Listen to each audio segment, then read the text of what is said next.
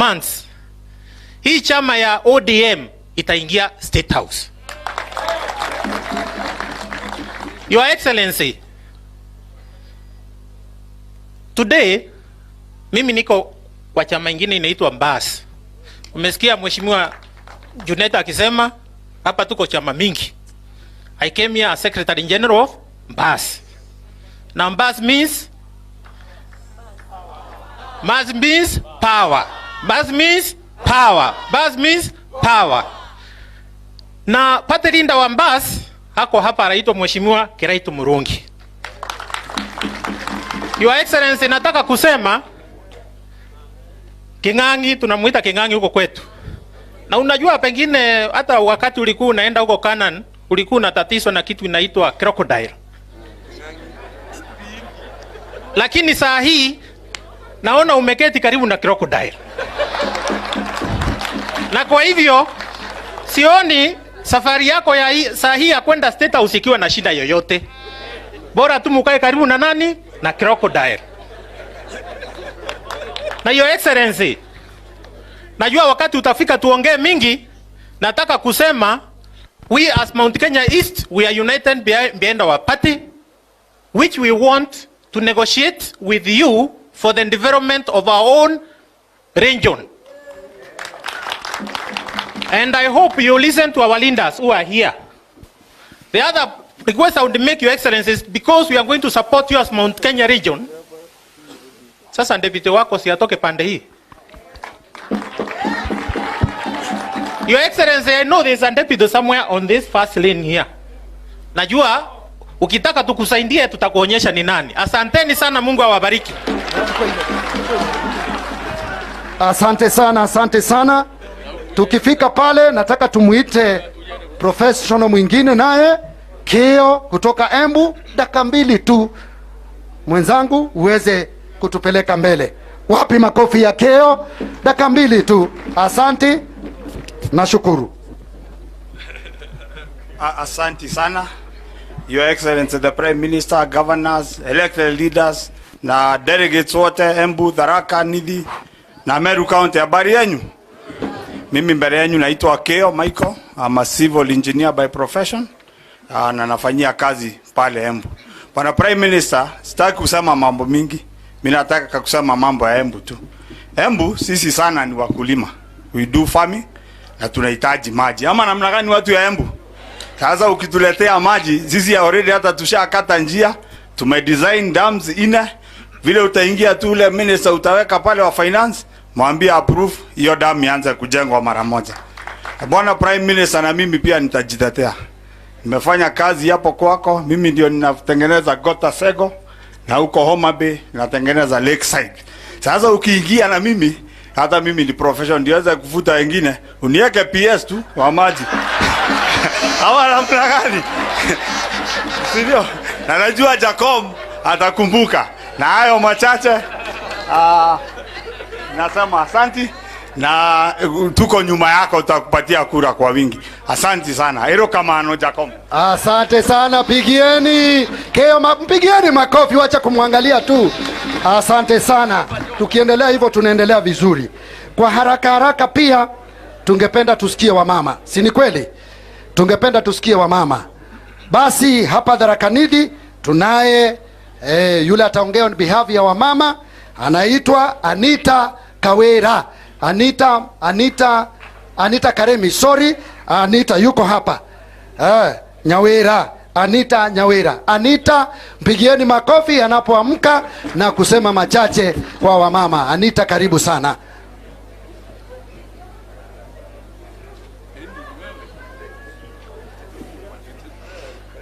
Hamjambo. Excellency, Right Honorable Raila Odinga, my governor, Honorable Muthomi Njoki, governors who are here today, the 2 lady governors, Honorable Kananu and Honorable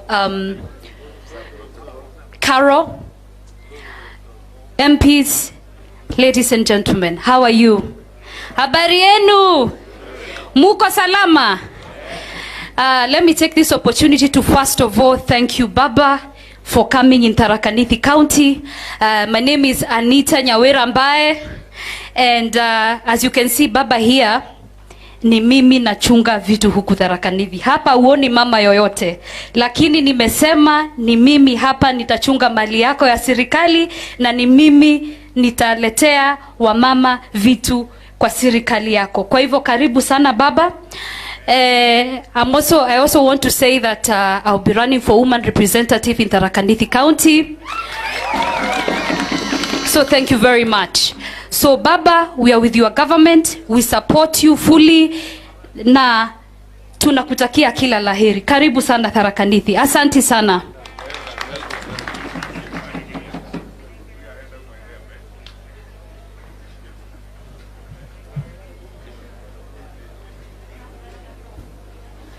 Pigieni Nyawera makofi mazuri. Women rep anayetarajiwa. Tukifika hapo tuko naye Beatrice Karwetha from Meru. Pigieni makofi aweze kuongea on behalf of women from Meru. Karwetha.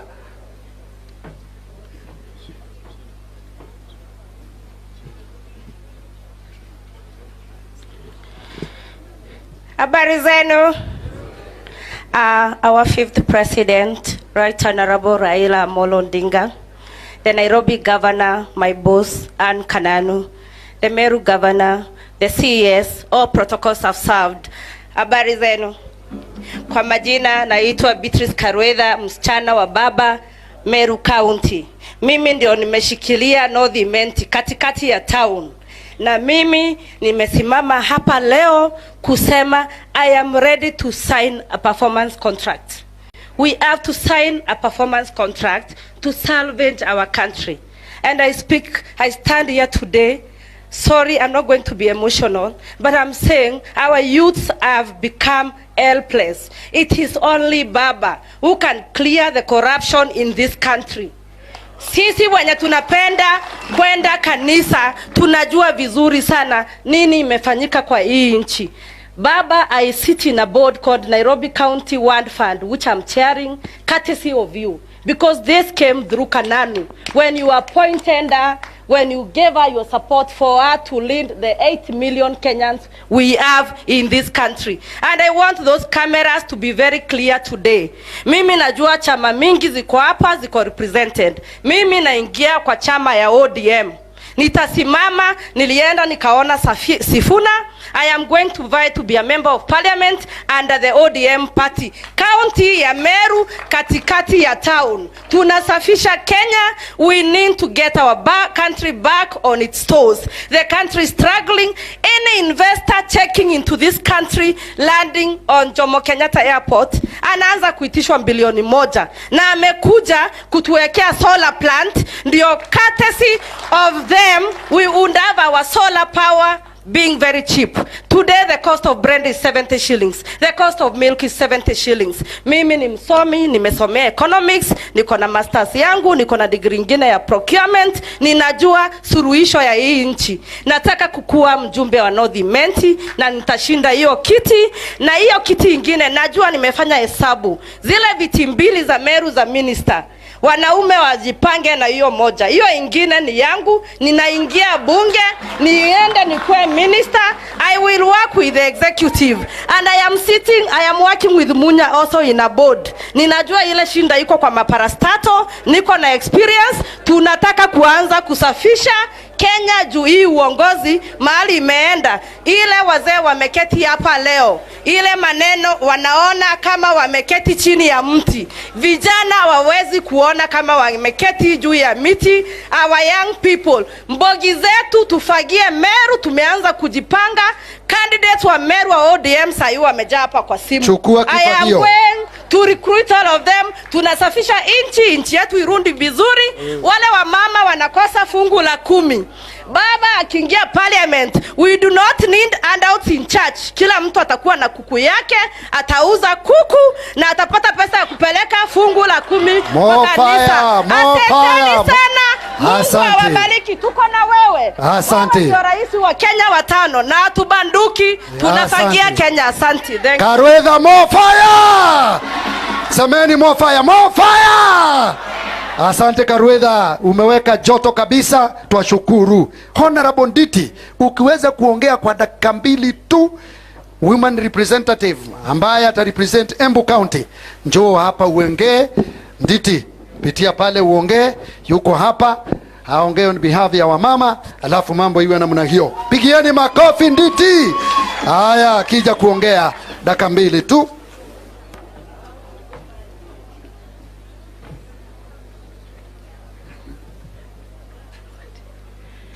Your Excellency, the Right Honorable Raila Amolo Odinga, all protocol observed. Delegates, habari zenu? Habari ya leo? God is good and all the time. Even on a day such as today, God is good. Your Excellency, I want to thank you first and foremost for this meeting. Hili jambo la azimio la umoja. Hakuna kitu katika hii nchi cha maana ambacho kimefanywa kama hiki. Sababu azimio ni kusema watu wawe pamoja. Tuwe pamoja. And that is what is going to move this country forward. Kama ni Honorable Wanga amekaa hapa na hasemi tibim na hakuna shida, si hiyo ni jambo mzuri? Kama ni Madam Pasari za meketi hapa na hakuna shida, tuko pamoja, si ni jambo mzuri? That is very good. That is what we need for this country moving forward. Your Excellency, there's one thing that I feel is the most important thing that has happened to this country again. Issues of devolution. Kama kuna kitu ambacho kimeleta maendeleo katika hii nchi ya Kenya ni jambo la devolution. That is where we have the governors here, the counties, the MCAs and everything. Na baba ya devolution ni nani? Baba ya devolution ni nani? Kwa hivyo akisema kitu, mimi najua hicho kitu kitafanya nini? Kitatendeka. Your Excellency, when I came to Chungwa House sometimes back, I told you with the women and the youth of this country, you are sorted. With the women and the youth of this country, you are sorted. And I know, I will repeat it again. With the women and the youth of this country, you are sorted. Na wewe ukifika Ikulu, usisahau wa mama na youth wa Kenya. Unjue uangalie, unjue nimekuwa na wao nimewalea. Unjue kama unaweza kupata haka pitia hapo, unaweza kupata nini? Sikula siko. Utapata kura, utapata mtu. Na mimi utanipata wapi? Pale kwa kona na kugoje? Prime Minister.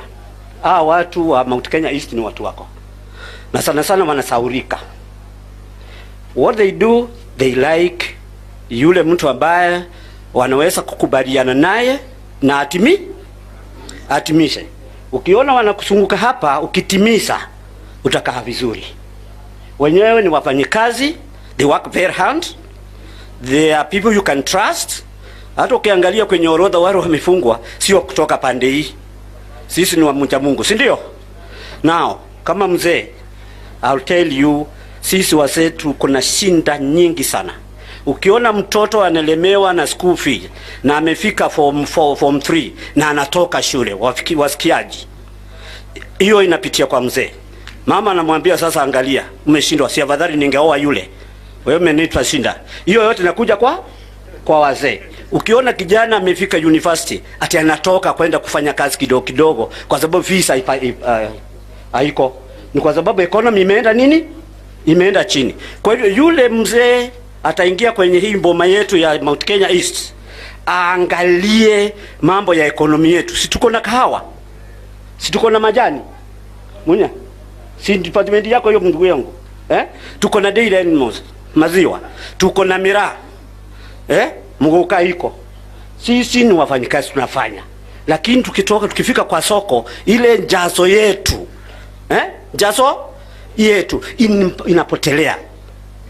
Na ukiangalia ati serikali iko na uwezo wa kupima hii kitu, iangalishe, na tufanye kazi na tufaidi kazi tunajitolea tutafanya sisi. Ukiangalia hayo kula ni zako, wachichana wako wapi? Wako hapa. Tutoke hapa mkubwa. Sisi tungetaka tuwe na serikali inaheshimu political arrangement ya region yetu, kwa sababu sisi sote hatuwezi kufika ikulu kwa tukiongea na wewe. Kwa hivyo ule uongozi tumekupa, wale watu tumechagua, the structure yetu ile ambas party yetu ipewe heshima, isikilizwe, na kwa sababu wao ni delegates wetu, watakuwa wakituwakilisha. Tungekuwa sisi tumeamua tutakuwa na political structure yetu ya Mount Kenya East. Tumeamua tufanye hivyo. Na tutapitia wapi? Hapo. Tutapitia hapo. Na tukitoka hapa tuingia kwa masinani na tutaongea hayo. Kutoka hapo kupita uingie pale. Kuna mengine kidogo moja tu, kwa sababu mimi ni mzee. Unakuta kule kwa Mboma tunaweza kuchezea na mambo mengine imalize hata inchi. Hata kama tunatafuta uongozi, hautapata mtu wa kuongoza. Na sisi kama wazee, haya inatuumiza sana. Unakuta pombe, drug abuse, alcohol abuse, watoto wetu, hata kama umemwelimisha amefika university, wangapi wako na madigrii na wako huko kwenye market, they cannot do anything.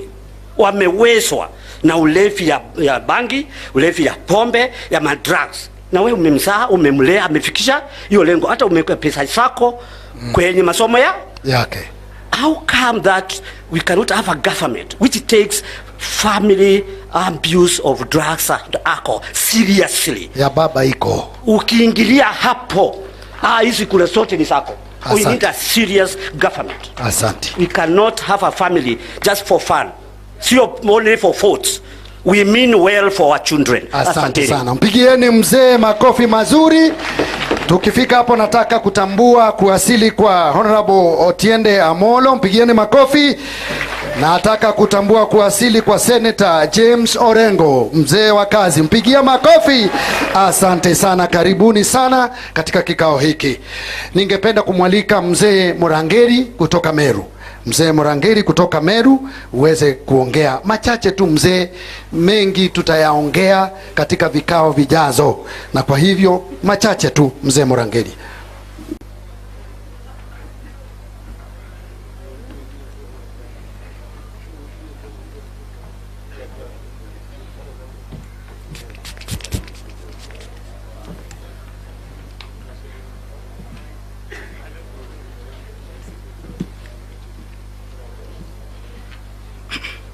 Asante sana.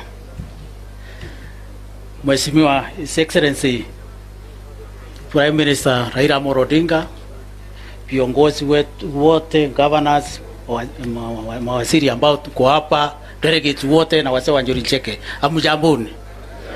Njuri Ncheke ni kurie. Embu murearo. Meru mugeni. Yangu nitaomba niongezewe muda kidogo kwa maana mimi mzee. Nasindikiza baba. Baba, wacha nikushukuru kwa kubali kutembea mlima Kenya. Nitaanza kukujulisha jiografia ya mlima Kenya. Hii mlima Kenya iko na wenyewe. Na leo ndio umefika kwa wenyewe. Mwenye mlima Kenya ni Meru, Embu na part of Kirinyaga. Hiyo ndio ilikuwa mbezi yetu ya kupigania uhuru tukiwa wa Meru na wa Embu. Wenzetu Mount Kenya West mbezi yao ilikuwa Aberdayers.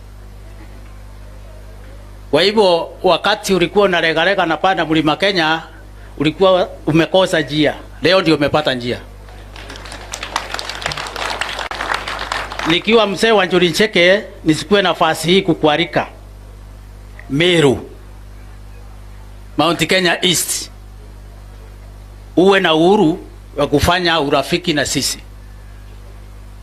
La pili ni kuombe ya kwamba ujue hii Mboma iko na wazee. Nao wazee wamevuna chama yao ambayo inaitwa Mbasi. Na hiyo Mbasi ndio base yetu kama ile ya jeshi, where we shall be attacking from and where we shall defending from. Hakuna jeshi ambayo ina base yake. Sasa ukija na ODM yako tutaungana pamoja, lakini uheshimu uko na Mbasi. La pili, kiongozi ambaye tunatafuta, we are looking for a leader, not a ruler. Na tunaona you can make a good leader.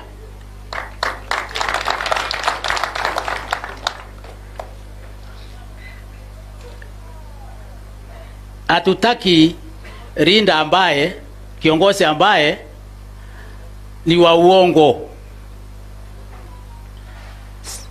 Nikirudi nyuma kidogo, wakati tulipigania uhuru, tulikuwa tunapigana uhuru tukiwa Meru, Embu na Kikuyu. Tulipopata serikali msangao, hatukupata waziri. Embu hawakupata waziri, walipewa assistant minister. Meru tukafanya maandamano ya kwenda Ikulu ndio tupewe waziri. Na saa hiyo wale wazungu tulikuwa napigana nao, mzungu amepewa Minister for Lands and Settlement and Agriculture. Ndio mbio kwa inanga alipiga simu akasema Meru isikubaliwe iende huko Ikulu, wacha wapewe. Ndio tukagawiwa Lands and Settlement. Na hiyo Lands and Settlement ni kama ilikuwa waziri ambaye hakuwa na mamlaka. Maana tulikuwa naomba hata PC ndio tukubaliwe kupewa masamba. Kwa hivyo wa Meru, Mount Kenya East tumefanywa dhuluma mingi sana. Na tutaki kurudishwa hapo tena baba, ukiwa na serikali. Tungekuomba serikali yako uheshimu Mount Kenya East. Na sisi Mount Kenya East hatakuwa naongea kupitia kwa mwingine ndio tufike kwako. Tunataka kuwa na direct touch, one on one. Na ukianza kutafuta muombea mwenza, tuko na vijana hapa Meru, tuko na vijana Tharaka Nithi. Uliza wazee, tutakupatia kijana, tutakupatia na hatutakudanganya. Kunaye tunametea mate, tunamuona. Hata ukitaka saa hii tunaweza kuambia sukua munya.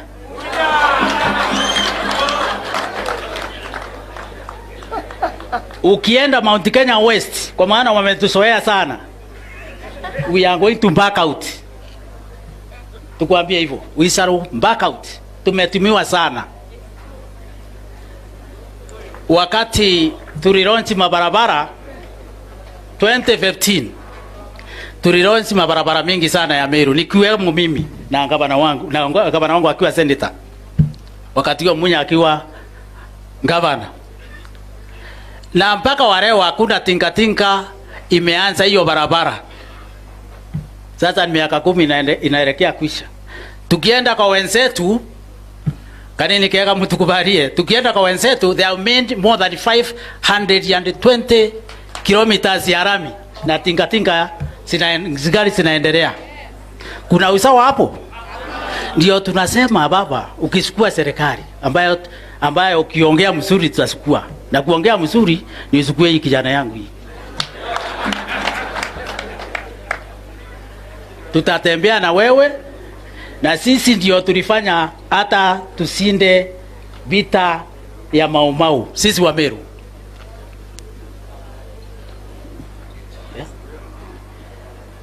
Kwa hivyo baba, asante. Lingine lile nitakuomba likiwa la mwisho ni wazee, ukiunda serikali, kwa maana naona utaunda serikali, tafuta kanso ya wazee wale watakuwa na kusauri uko juu.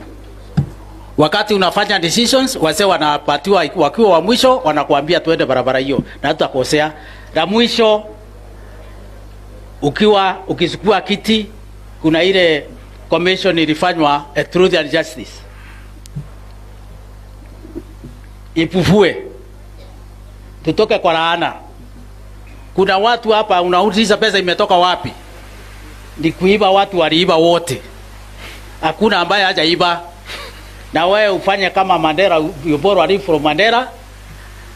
Turudishe pesa yote, nawe uketi na wao uwasamee within 30 days. Asante sana. Mpigieni makofi kabisa. Mzee wa mwisho, na nitaomba tu uchukue dakika chache sana kutoka Tharaka Nithi, na wewe mzee Mbuba tu dakika 2 tu mzee, najua wewe hauna maneno mengi, msaidia pande hapo, pole mzee Mbuba, njuri ncheke ya Tharaka Nithi. Asante. Pigieni mzee makofi, bwana Mbuba pia yeye apate motisha. Asante sana mgeni wetu wa heshima, Baba Raila Amolo Odinga, ambaye leo anapanda mulima wa Kenya. Hii ndio Sinai yako. Tutakusikiliza sawa. Na sisi tunao maombi kidogo tu. Ya kwanza, bei ya ile vitu tunafanyia kazi kwa njasho yetu, abana ya kuiba, ya kahawa, ya chai, ya miraa, ya mbuzi, ng'ombe, ndengu, mahindi, kila kitu. Hiyo utuangalie vizuri. Tunakuambia hiyo kwa sababu tunajua wewe unatokana na ile mtu alikuja hapa zamani za kale, lakini najua ulikuwa umezaliwa 1961. Alikuwa anaitwa Jaramogi Oginga Odinga. Alikuwa anakuja kutafuta mjumbe wetu, alikuwa amechelewa kwenda mbunge, ndio akafanya mpango wa uhuru, na alituahidi yeye mwenyewe angefanya serikali kama mzee Jomo Kenyatta angewachili. Najua wengine wanasikia hiyo kama hadithi. Alikuwa hapa mwenyewe, na mimi nilikuwa kwa hiyo mkutano. Najua hakuwa na ubaguzi. Tunajua hauna ubaguzi wowote. Ukiwa kwa mlima wa Sinai sasa, tunakupatia blessings.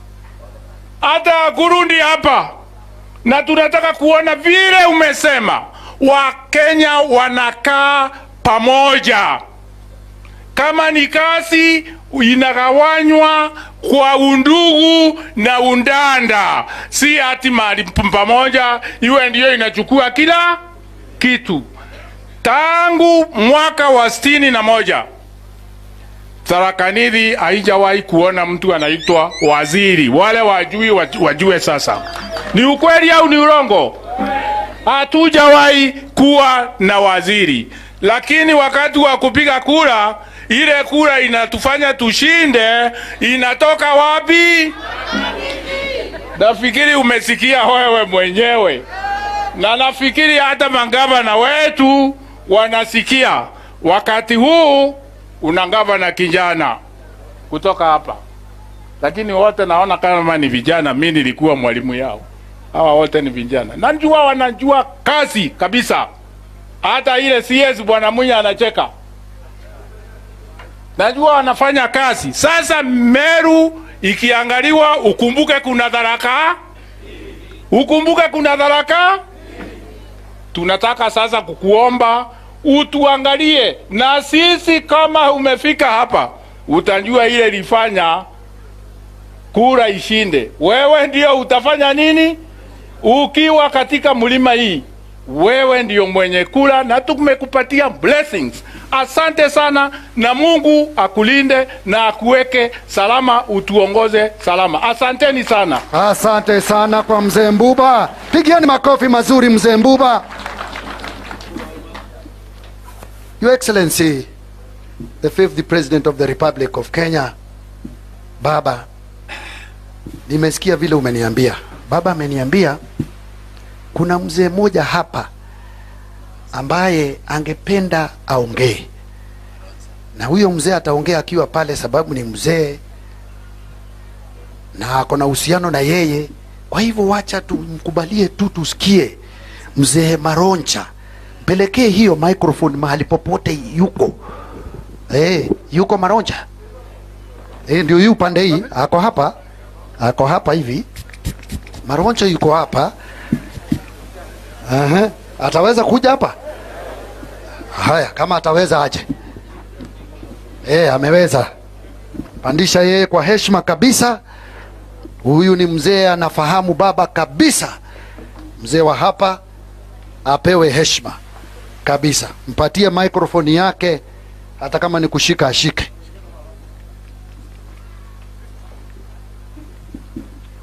Asante sana kwa sababu ya kunikaribisha. Your Excellency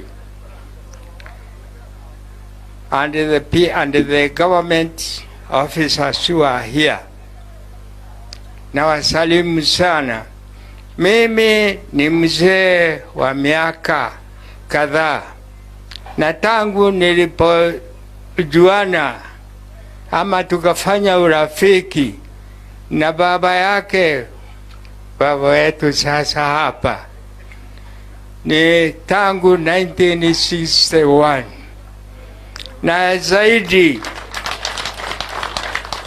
na zaidi ya hapo tukazidi kuwa marafiki wakati alipoingia huko kwetu Chogoria na akaniona. Alikuwa amekuja kwa sababu ya kumtetea mzee Jomo Kenyatta, ambaye wazungu walikuwa wamesema afe huko kizuizini, na tena wakasema mtu aliyekula kiapo ya Maumau na amefungwa mahali popote katika awachiliwe hafe upo. Na wakati mzee huyo Jaramogi alipoona ya kwamba wafungiwa wameanza kufa, na zaidi ile inaitwa hora, njera ya hora, wakaanza kupa kila siku watu 11.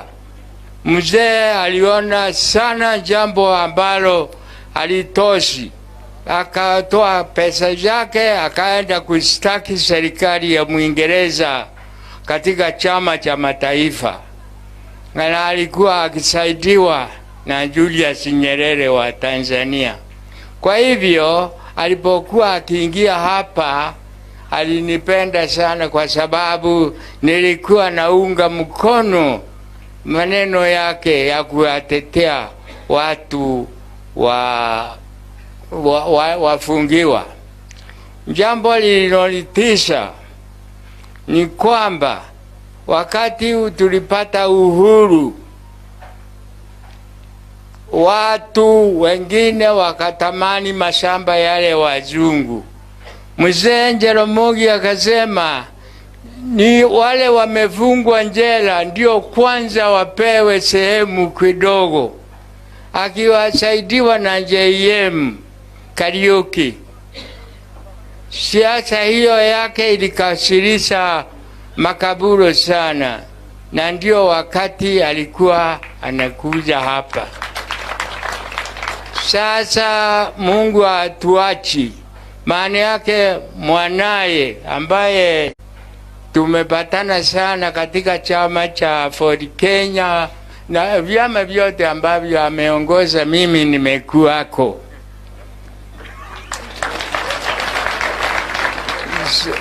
Sasa ni Mungu amefanya hivyo ili aweze kuwekelea maneno yale ya baba yake. Baba yake alifungwa njera na serikali huru aliposema mashamba yale ya wazungu yasipewe matajiri, apewe watu wale wamakuwa wamefungwa. Na kwa sababu hii Kweli tunaweza kukataa kumheshimu mheshimiwa Raila? Basi hiyo siasa yake ambayo mimi nimekwishaendesha hapa nikiongoza vyama vyote vile ambavyo amekuwa, ni mimi nimekuwa hapa Tharaka Nithi nikiviongoza, na hata ODM hiyo yenyewe. Mimi ni mzee wa miaka 93 na tangu 19 mnaweza kuhesabu tangu 1960 ni miaka mingapi ni ambayo tumekuwa na baba yake hapa na yeye mwenyewe. Mimi naitwa Stephen Maroncha, nimekuwa mwalimu miaka mingi, miaka 32, na kati ya hiyo tulijuana sana.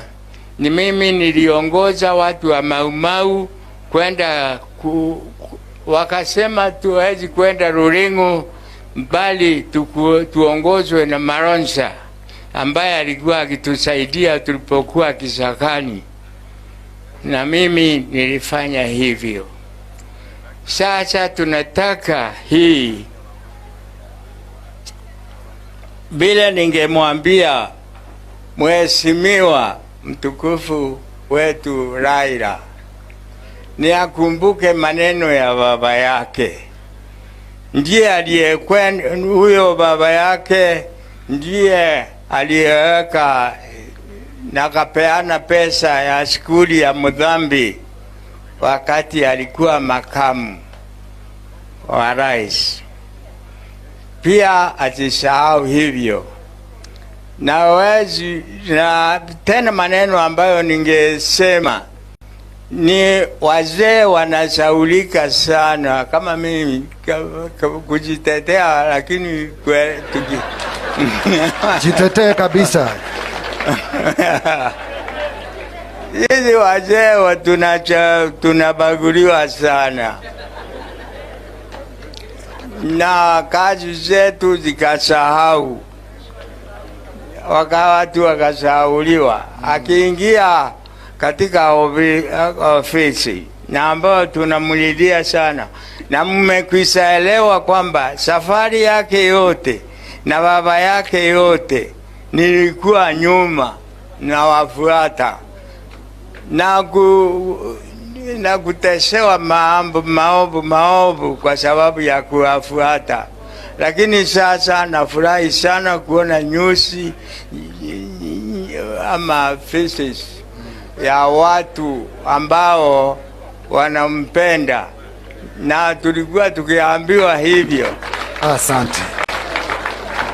Kiongozi wa ambao ningeweza kusema kidogo ni kiongozi anaitwa Macharia, mwenye hii simu hii tumeme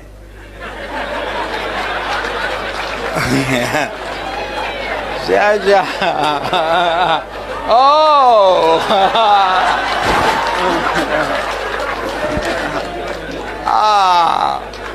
Huyo ndiye ambaye sasa tungetegemea sana.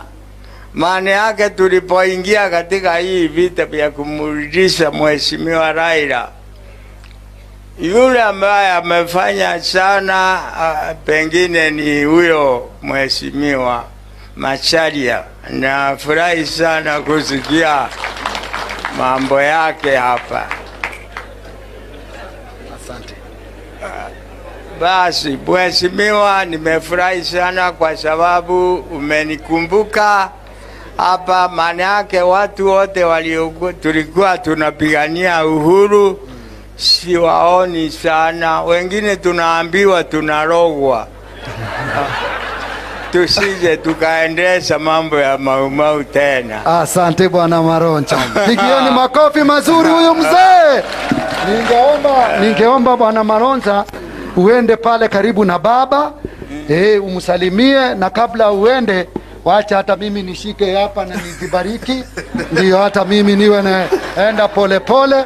Pole pole, pigieni makofi huyu mzee Maranja, pigieni makofi, wacha wivu jameni.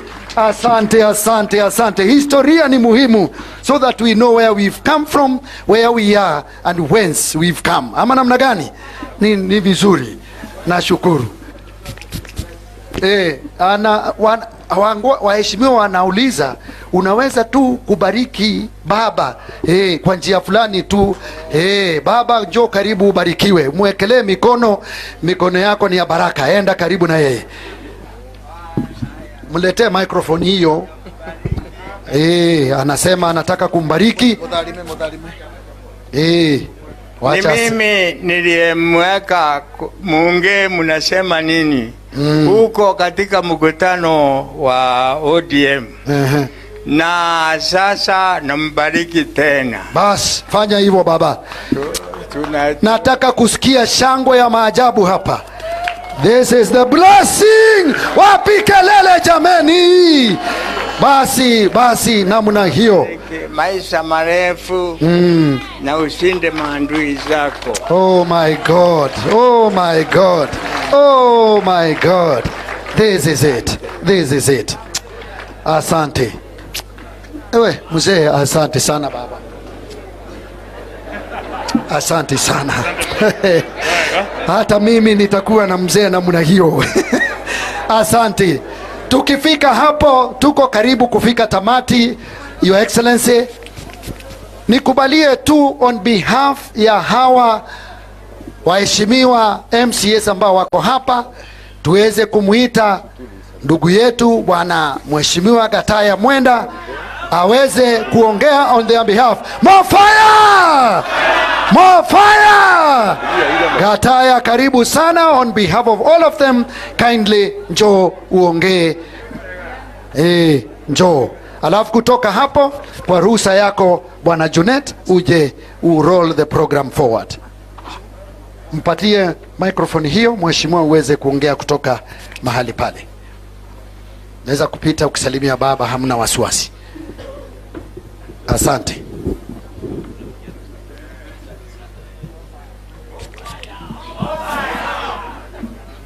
Tharaka Nithi Tirana. Asante sana. Thank you very much, Your Excellency. My friend Raila Odinga, rafiki yangu wa zamani. Mangavana wale wako hapa wote. My brother na jirani yangu bwana Munya, ambaye nasikia maombi yetu yote na mwelekeza awe deputy president. Siapigwe makofi jamani sababu ya maombi ya Tharaka Nithi. Ndio Munya, tunapenda Munya sababu Munya ni very brief. Munya ndio hiyo sura ya Meru. Si ni kweli? Iko mtu anaweza tisha Munya? Mimi ndio namjua zaidi hata labda kuwaliko. Mimi najua Munya. Tumekuwa na yeye akiwa mjumbe. Tumekuwa na yeye akiwa governor. Na jirani yangu pande ile nyingine ya Kotigania hizi na Tharaka tumepakana. Sasa hizi wanamunya tuko na amani, hakuna shida. Mkodhima. Alafu tukapatiwa mporo wa bore.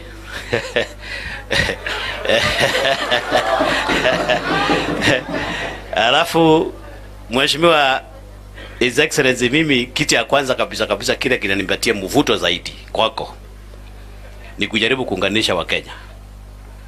Kwa miaka mingi zaidi tumekuwa na matatizo kubwa zaidi ya kama inchi.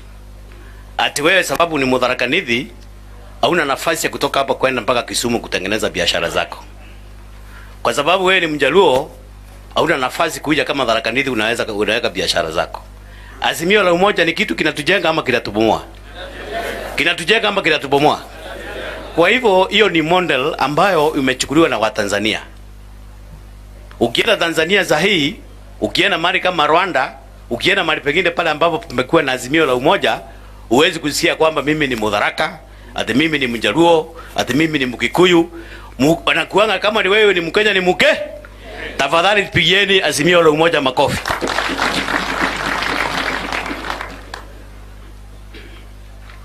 His Excellency, mimi naonanga huyu mzee, naona yeye amepata inspiration kutoka kwa wale vigogo wa siasa wa zamani. Naangalianga Raila Odinga naona kama Mandela.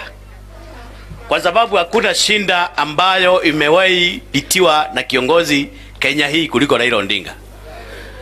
Iko mtu ambaye kufungwa miaka 9 gerezani katika Kenya ambaye mpaka tuko naye saa hii. Sasa huyu naona Mandela, naona kwa Nkrumah. Ukitaka kujua mtu ni wa aina gani, angalia ni marafiki wangani anatembea nao. Si ni kweli? Mbudhikiretia ndo wetu. Sasa my brother wasini brother Mheshimiwa Karaito Murongi njuzi alituambia tunanusa, si ndio? Toka tukenu ngagera. Lakini hebu ndo nataka mparike to yena muwato. To kweli? Yo yena muwato mparike no? Yena muwato kaje na hu? Mbudhikiretia ndo wetu. Wanatoa karako nunkea tumenya mparike yena muwa. Sijui kama tunasikizana Waembu kwa mnasikia Tharaka kweli? Waembu Muriano. Thank you very much. Mheshimiwa King'ang'i alituambia sasa tunanusa. Hata kuna wengine tulinusa mbeleni, kuna wengine tutanusa kesho. Lakini naona kusema ukweli mparike eno inaambia. Nani galigula makomi mparike eno tafadhali. Asante. Ya mwisho. Mheshimiwa His Excellency Tharaka Nithi ni stronghold. Yes. Lakini sio stronghold ya mtu yoyote yule. Iko mtu anasema Tharaka Nithi ni yake kweli? Ni stronghold yetu sisi wenyewe. Na sisi Tharaka Nithi tunahitaji uongozi ambao ni soba. Uongozi ambao sio wa kulipiza kisasi. Sio uongozi wa vitisho. Si hata nilikuona jana, nilikuona juzi, sijui ulinifanya, sijui wewe ni nani. Tunataka mzee ambaye amekomaa. Mzee amefanya nini? Sasa mzee kama huyu anaweza lipisha kisasi akitafuta nini kwako? Huyu mnaweza pigania naye mwanamke kweli? Mnaweza pigania naye pesa? Huyu hiyo ndio kiwango yake ambayo imefika ya kuongoza. Asante. Na Ngonzi's time is the best time. Yes. Na hii ndio wakati ya Mungu amefanya nini? Amezungumzia tafadhali Njeru. Niombe Juneti kidogo tu mheshimiwa mwenzangu. Mimi niko na waheshimiwa pale na ndio sio vizuri tu ni wasimame at least wawevu. Okay. Namna hiyo. Wapi majority na hao wengine wote tafadhali kujeni hapa waheshimiwa Tharaka Nithi waone hata sisi tumekuja hapa full house. Hata Waembu wako hapa wote si ndio? Wasimame tu mahali walipo. Wasimame tu kujeni tu tafadhali kwa sababu ya muda. Wasimame mahali wapo. Tusimame. Hawa ni watu wamechaguliwa na watu hapa tu mahali tulipo. Bwana kujeni hapa hivi. Haya. Kuja bwana, kuja.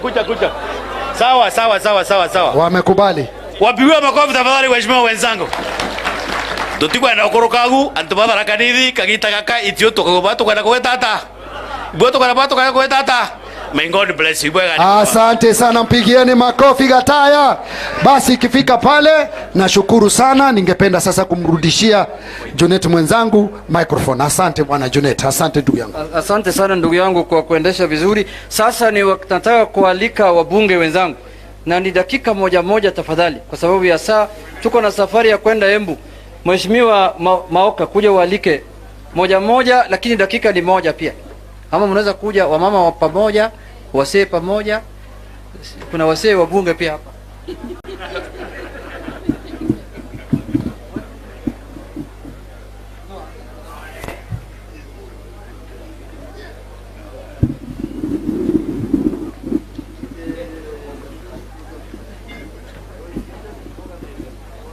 Ningetaka kuuliza wale wabunge ambao tumekuja na wao wakuja waseme jambo moja, lakini unajua vile ile shida inakuanga na wao.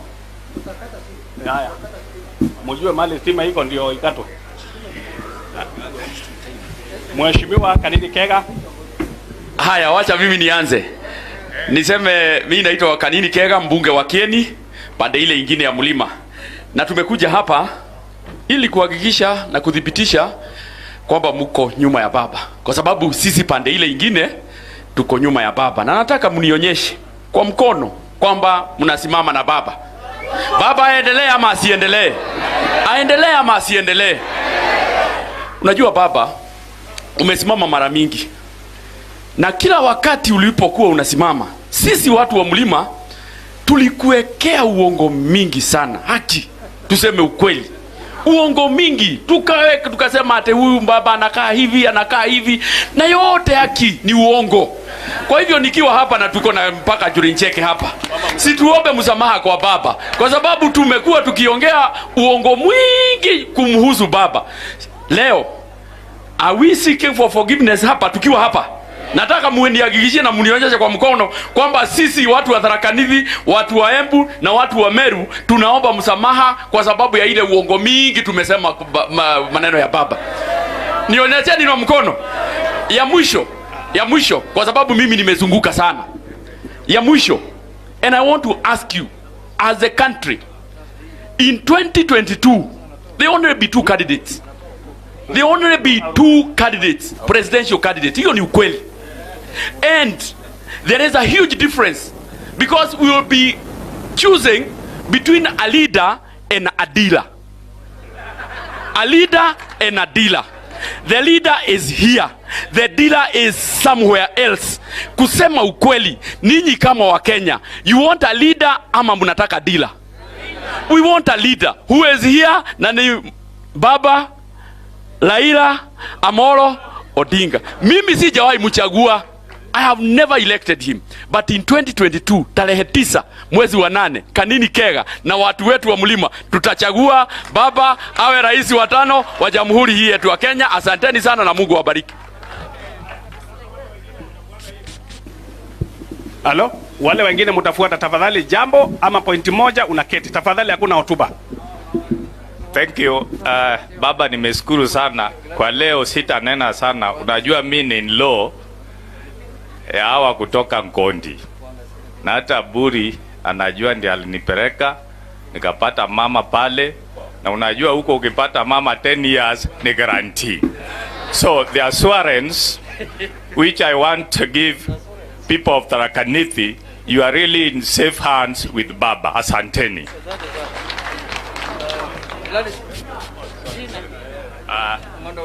Jina yangu ni Ongondowere, MP Kasipul constituency, Homa Bay County. Yes.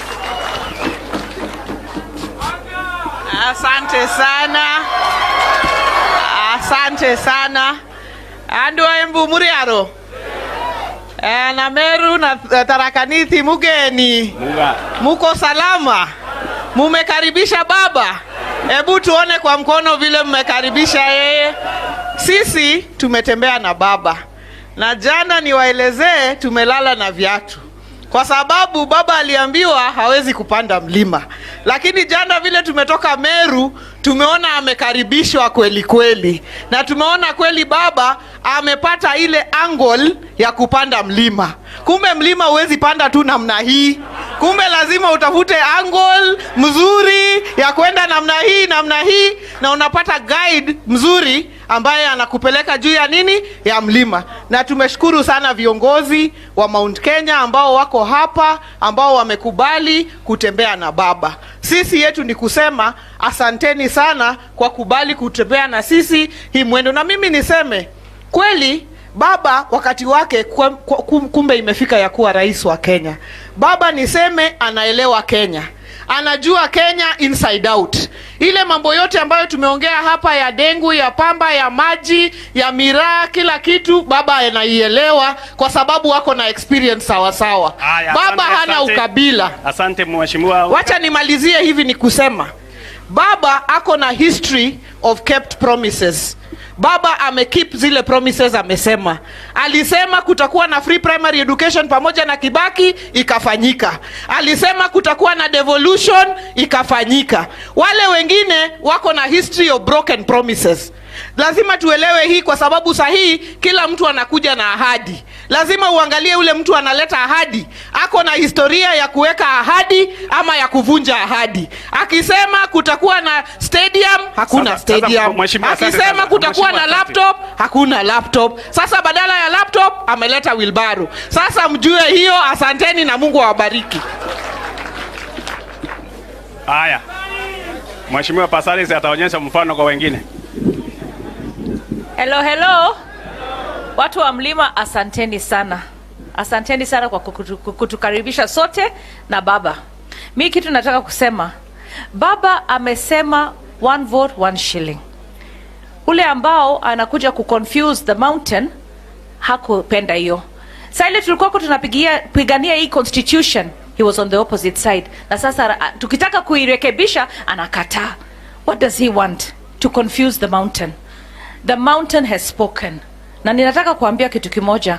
Baba is inspired by leaders like Mandela, who come for 5 years, do their job, set the country right, and go, knowing that I've set the country right. Huyo mwingine is inspired by Museveni, who stays in office for 30 years and is going nowhere. So kama mnataka kuweka mtu ambaye atakaa na akomae na alafu wakule kichwa mpaka mtafute mountain nyingine, afadhali mfikirie mara moja. The best man to rule this country is Raila Amolo Odinga. He does not have any tribalism in his bones. He loves Kenya and he loves the mountain. Asanteni sana.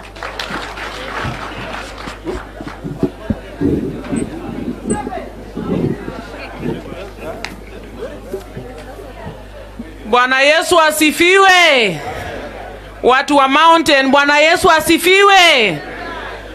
Mimi naitwa Dr. Pamela Odhiambo, the women representative of Migori County. Kule kwetu niko na Wakuria, Wakisi, Waluya, Wajaluo, Oria na yule ni mjumbe wangu. Kule kwetu baba ametufundisha kukaa pamoja, upendo na amani.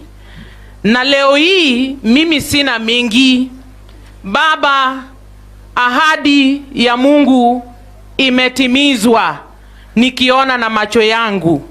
Watu wa mountain, nimesema asante kwa kutimiza ahadi ya Mungu, kwa sababu baba anaongozwa na Mungu.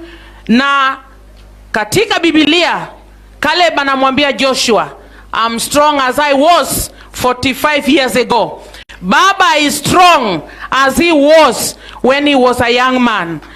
Wana mountain, mmekubali baba aendelee? Aendelee kwa mpango ya Mungu? Aendelee na atimizi ahadi? Asante sana baba, uendelee na ukomboe Kenya. Asante sana.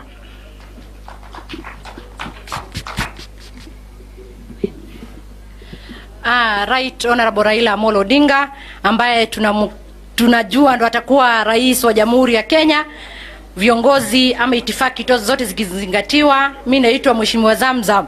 Mlima hai, Mlima Tibim, Mlima Tialala, Mlima hai, Jalango hai, Jalango babalao. Nikisema Jalango babalao mnasema babalao, sawa? Hebu jaribu kuharakisha, unajua hiko. Jalango babalao, Rao babalao. Sisi wanarika kutoka Laikipia ndo tulimkaribisha Jalango huko Laikipia, na tukasema vijana saizi ni wakati wa kukata kura na kuchukua vitambulisho. Ama namna gani?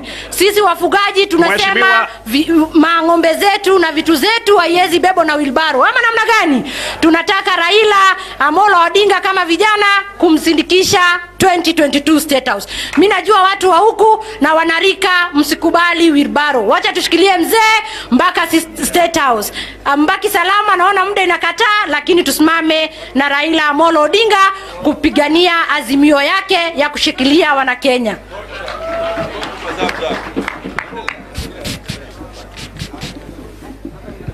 Tharaka Nithi hai. Hamjambo. Fatuma Gendi, women rep Wajia. Nimemalizia introduction ya kwanza. Ningesema hata mimi hiyo. Relax kidogo. Mheshimiwa, tusalimiane kwa mikono kama mnapenda baba. Si mnapenda baba? Sawa. Sasa sisi leo tumefurahi sana. Na nataka kuchukua hii fursa ni shukuru sana wabunge wenu na magavana wa Mount Kenya kwa kukaribisha baba. Baba hatafuti wafuasi, baba anatafuta washirika. Si ndio? Na uongozi ama kiongozi ule anatafuta mshirika, ndio uongozi ule anajali maslahi ya nchi. Kwa hivyo baba ni ule mtu amekuja kwenu kutafuta ushirika. Na hiyo fursa ndio mko nayo Mount Kenya. Kitu moja tunataka kusema, sisi watu ya Northeastern tumeshaamua zamani kwamba baba ndo anaweza badilisha maisha ya vijana na wamama na hii nchi. Si ndio? Sasa kuna jana nilikuwa nasikia kuna mtu akisema baba na Rais Uhuru Kenyatta ni watepeli. Simuliona hiyo? Mtu ya Wilbaro akisema hivyo. Mkiangalia yeye, the quality of a leader, angalia marafiki zake. Mkiangalia yeye, wale watu wamezingira yeye, na ukiangalia baba hivi, wale watu wamekaa na yeye, hasa kutoka Mount Kenya. Baba hajazingirwa na mawoshwosh, baba hajazingirwa na watapeli, baba hajazingirwa na marepist, baba hajazingirwa ukweli ama uongo? Baba hajazingirwa na watu corrupt, wamemaliza ardhi, wamemaliza mahindi, wamemaliza madam, si ndio? Angalieni quality of the leaders wanatembea na baba, ndio mjue ile nchi mahali tunaenda, na baba anataka kukomboa nchi. Asanteni sana, tuangalie makini mahali tunaenda, si ndio? Si mnapenda baba? Tunamchagua. Asanteni sana. Mama County Rep Embu anaitangwa Dhitima. Thank you, Your Excellency, Right Honorable Raila Odinga, and all governors present, deputy governors, and all leaders. Hamjambo. Andu Embu mwega, andu Tharaka Nithi mugeni, na Meru mupo. Mimi nataka kidogo niwarudishe tu kwa historia kidogo. We know we have a president. Si ni kweli? Tulimuona president wetu akisema hii ni safari ya kupatiana nini? Vijiti. Na akaangalia akasema yule mtu alitakiwa kupea ama angependa kupea anakimbia akienda wapi? Baba anatosha apewe kijiti ama hajatosha? Wangapi wanaona baba anatosha apewe kijiti? Baba umepewa kijiti. Watu wa Mount Kenya East ni watu watulivu, ni watu wafanyikazi na tunabidii. Mimi ningekuomba tu, kwa sababu kijiti ukikabidhiwa ni wewe na State House. Ukienda tuangalilie, sisi ni wakulima, tuko na maziwa, tuko na kahawa, tuko na majani, na ya muhimu tuko na kitu inaitwa miraa. Imeshikaniza sisi wote. Embu hatukukuwa na miraa, sasa tuko na mugoka which is as good as miraa. Tunaomba tu tutafutie soko huko nje. Ututafutie soko huko nje. We are the best producers of coffee, we are the best producers of makandamia. Baba, na ukifanya hivyo economy yako itakuwa haraka na tutakuwa nyuma yako 100%, na watu wa mlima wasemangi uongo. Kitu kingine tu baba ningetaka kukuuliza. Nimeona juzi kuna barabara inaitwa hii barabara ya Maumau. Si mumeisikia? Hapa Meru kulikuwa na Maumau. Je, Tharaka mlikuwa nao? Embu kulikuwa Maumau? Sisi hatujaona hiyo barabara ya Maumau huku kwetu, na sababu tumekosa hiyo barabara, kuna vile Mount Kenya inafikaga inapanda juu, hatuonekani Mount Kenya East. Tungependa baba, kwa sababu tunakujua, urainishe hiyo mambo. Tukiwa ongea mambo ya Mount Kenya, ujue Mount Kenya hata sisi tuko hapo. Hiyo barabara tafadhali tuangaliwe, tuone vile tutapata sehemu ya Maumau Road. Si ndio? Wangapi wangetaka tupate hiyo barabara? Baba, mimi yangu ni kukuwish all the very best. Tuko nyuma yako 100%. Asante. Anayefuata anaitwa Hadija, ni kiongozi wa ODM katika Kwale County. Ametoka Kwale mpaka hapa ili ashirikiane na watu wa Tharaka Nithi na Meru na Embu. Viongozi wote ambao mmehudhuria hafla hii tukiongozwa na Mheshimiwa Raila Amolo Odinga, asalamu alaikum. Nawaletea ujumbe mfupi kutoka Kwale County. Sisi wa Kwale tunasema wakati tulipopokea uhuru wa taifa hili, tulikuwa tumeachiwa mambo matatu ambayo yalikuwa yanatuumiza kama taifa: maradhi, ukosefu wa elimu, ujinga na magonjwa, si ndio? Baadaye tukajiongezea sisi wenyewe ugonjwa mwingine ambao umeturudisha nyuma kama taifa. Ugonjwa huu uliitwa disunity. Tukajigawanya baina ya makabila na kuanza kuchukiana sisi wenyewe kwa wenyewe. Ugonjwa huu unaitwa disunity ilifanya sisi kama Wakenya tuweze kukosa kujua kile ambacho kinatuumiza kama taifa la Kenya, na tukaanza kupigana sisi wenyewe kwa wenyewe. Mheshimiwa Raila Amolo Odinga leo hii amekuja tena katika taifa la Kenya, anazungumzia kuhusu azimio la umoja. Azimio ambalo kwa mara ya kwanza katika taifa la Kenya tutaweza kukaa kama jamii zote 43 na tuanze kuzungumza ni wapi tulikosea, ni wapi tutarekebisha, na tuanze kusafiri kama taifa. Watu wa Tharaka Nithi, Meru na Embu, je, ujumbe wa Kwale umeupokea? Muko tayari tusafiri kama taifa na sio makabila? Tafadhalini tukubalini kuwa wa Kenya. Let us introduce Ukenya so that tunaweza kujenga hili taifa na tuwe mfano bora wa kuigwa katika karne hii hapa Afrika. Asanteni. Ngoja kidogo. Mheshimiwa the one who doesn't respect the chief whip. Huyu anaitwa Mporo wa Bodi. Usalimiane.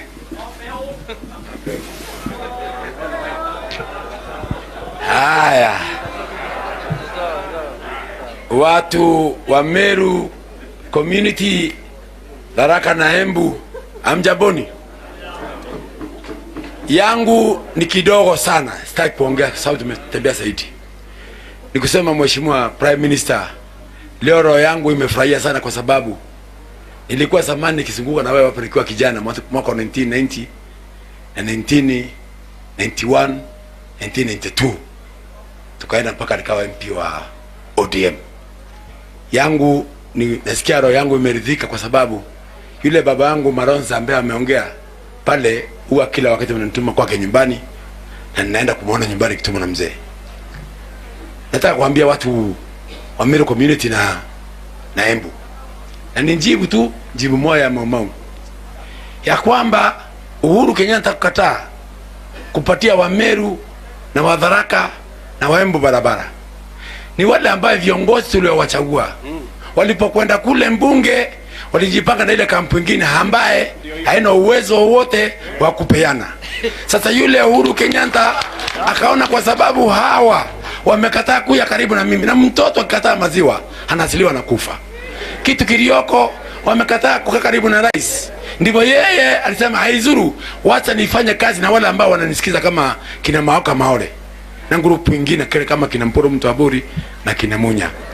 Kwa saizi bwana Mheshimiwa Prime Minister, mimi ninaomba ombi moja, kwa sababu hapa katika Tharaka Nithi na Meru community na kule Embu viongozi wako hapa ambaye wanaenda kusikilia viti vikuu za MPs, MCAs na governors na senators, na kwa sababu wako hapa kwenda kureplace wale, nenda ukae chini ya rais mwambie eti ya kwamba barabara ya Mau lazima kanyange Embu, Tharaka na Meru ndio sisi tufurahie.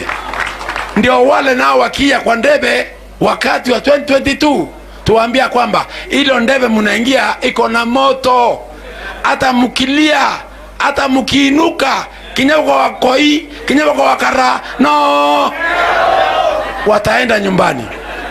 Wataenda nyumbani.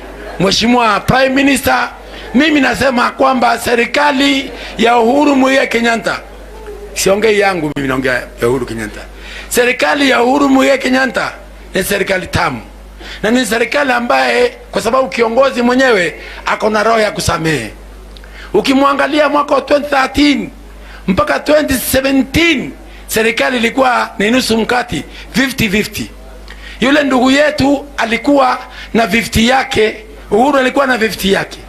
50 ya Uhuru Kenyatta alichukua akapeana Mombasa kwa Mbalala, 50 ingine akachukua akapeana kwa kina Munya, 50 ingine akachukua akapeana kwa kina Professor Kobia, 50 ingine akachukua akapeana kwa kina Wamalo kule kwa Waluya, ingine akapeana kwa kina Tobiko kule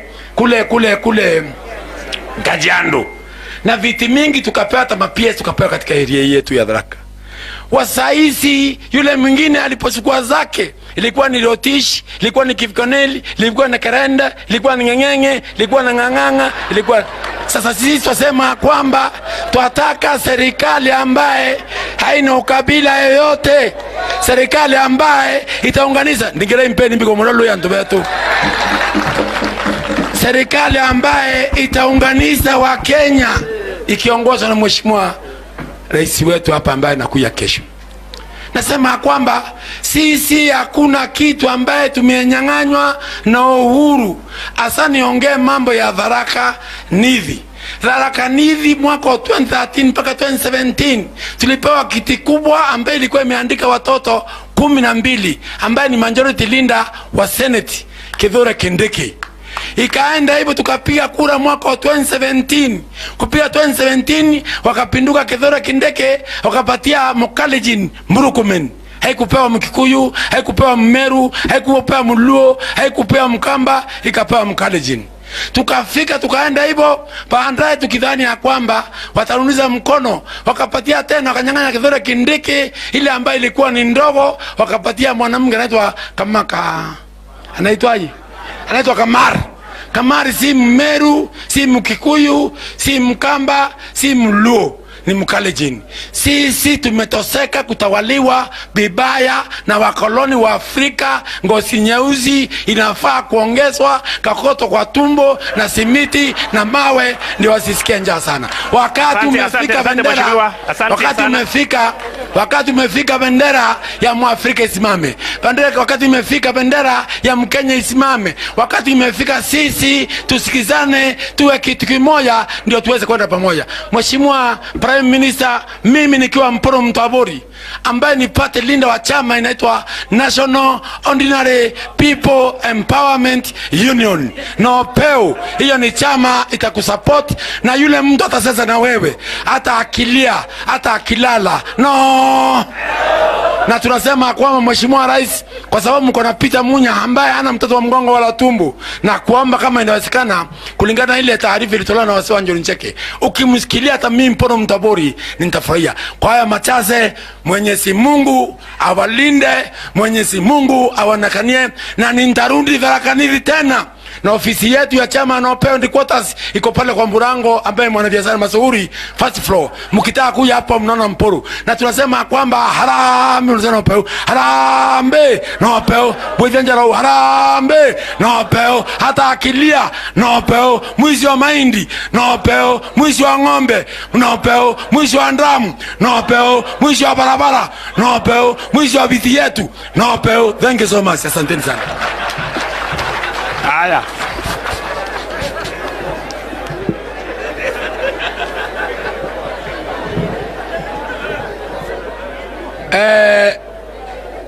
Sorry, kabambarie. Ende ndo kumenya kwa kayugia kwa MC. Na Prime Minister nambira mbari rengi please. Ende we MC yoyugia. Manto amudho minjoki. Ani nito imanto amana mno mudho minjoki na Mporo. Mudho minjoki na Mporo. Mudho minjoki na Mporo. Kabato warie tulifofika hapa. Mimi nilistakiwa na Mudho Minjoki na defamation kwa sababu mimi ni mtu wa kuongea.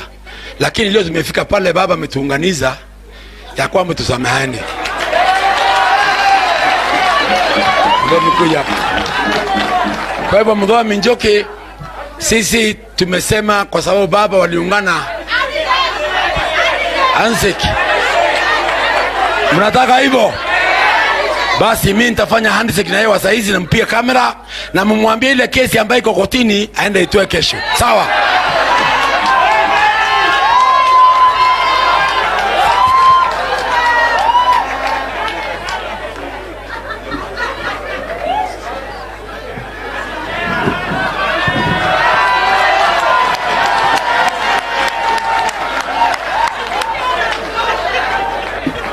Speaker aliyekuwa speaker wa kaunti ya Nairobi. Haya, wanaembu, Tharaka na Meru, tusalamiane kwa hewa. Bwana Yesu asifiwe.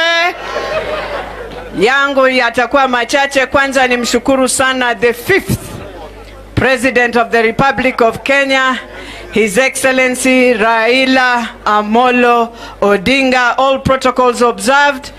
Yangu ni kusema asante. Asante kwa kusimama na Mheshimiwa Rais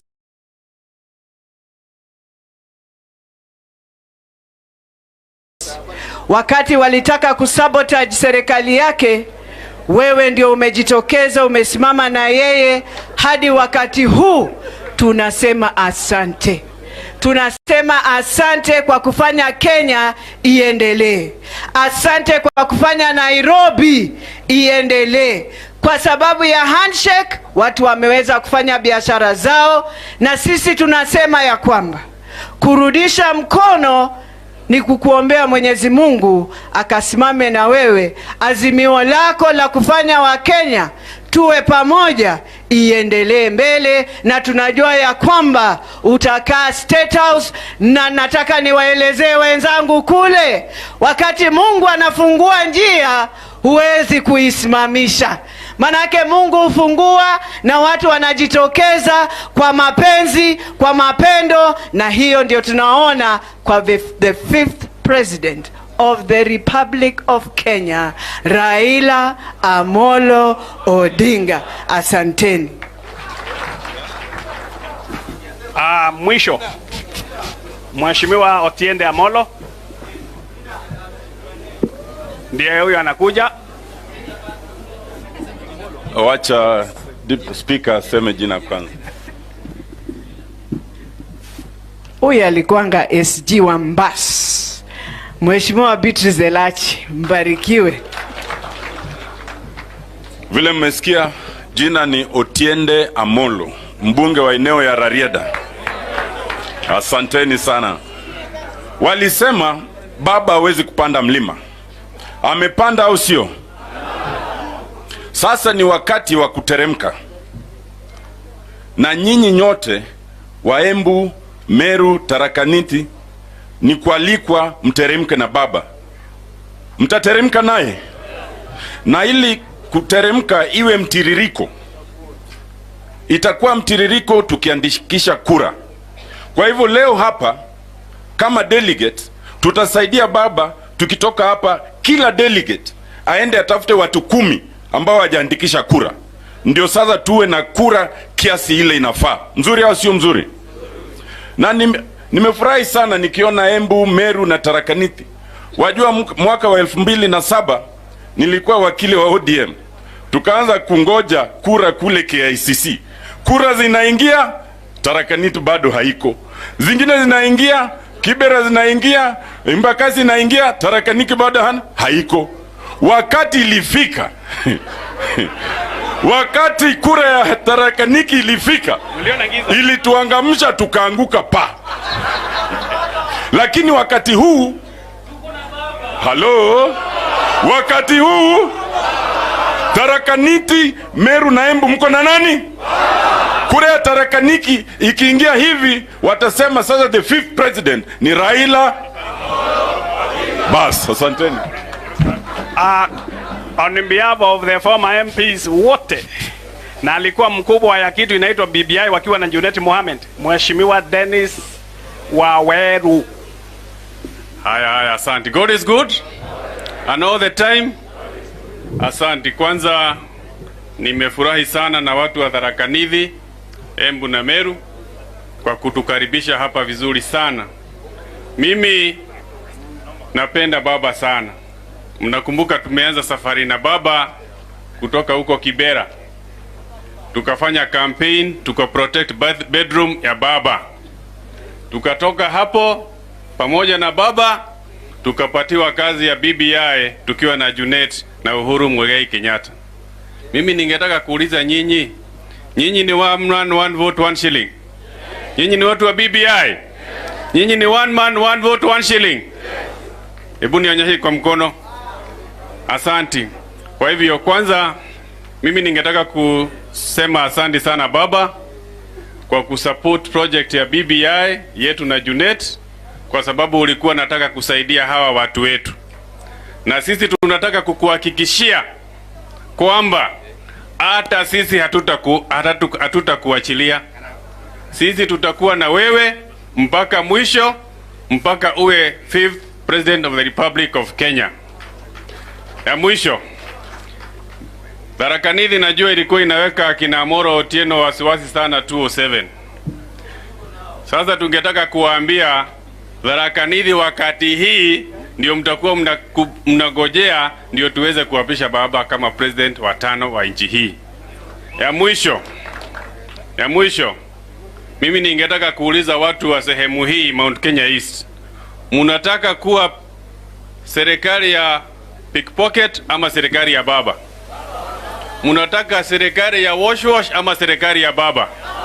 Munataka serikali ya weshi wa mashamba ama serikali ya baba? Munataka serikali ya kupora mali ya Kimwarel ama mnataka serikali ya baba? Sawa sawa, asanteni sana na Mungu awabariki. Ile nafasi niko naye mimi sasa, nimendonate time kwa wengine, nachukua dakika moja tu, yangu imeenda na wengine. Lakini kabla nifanye hiyo, kuna kitu mnaita Chuka University. Mnaijua?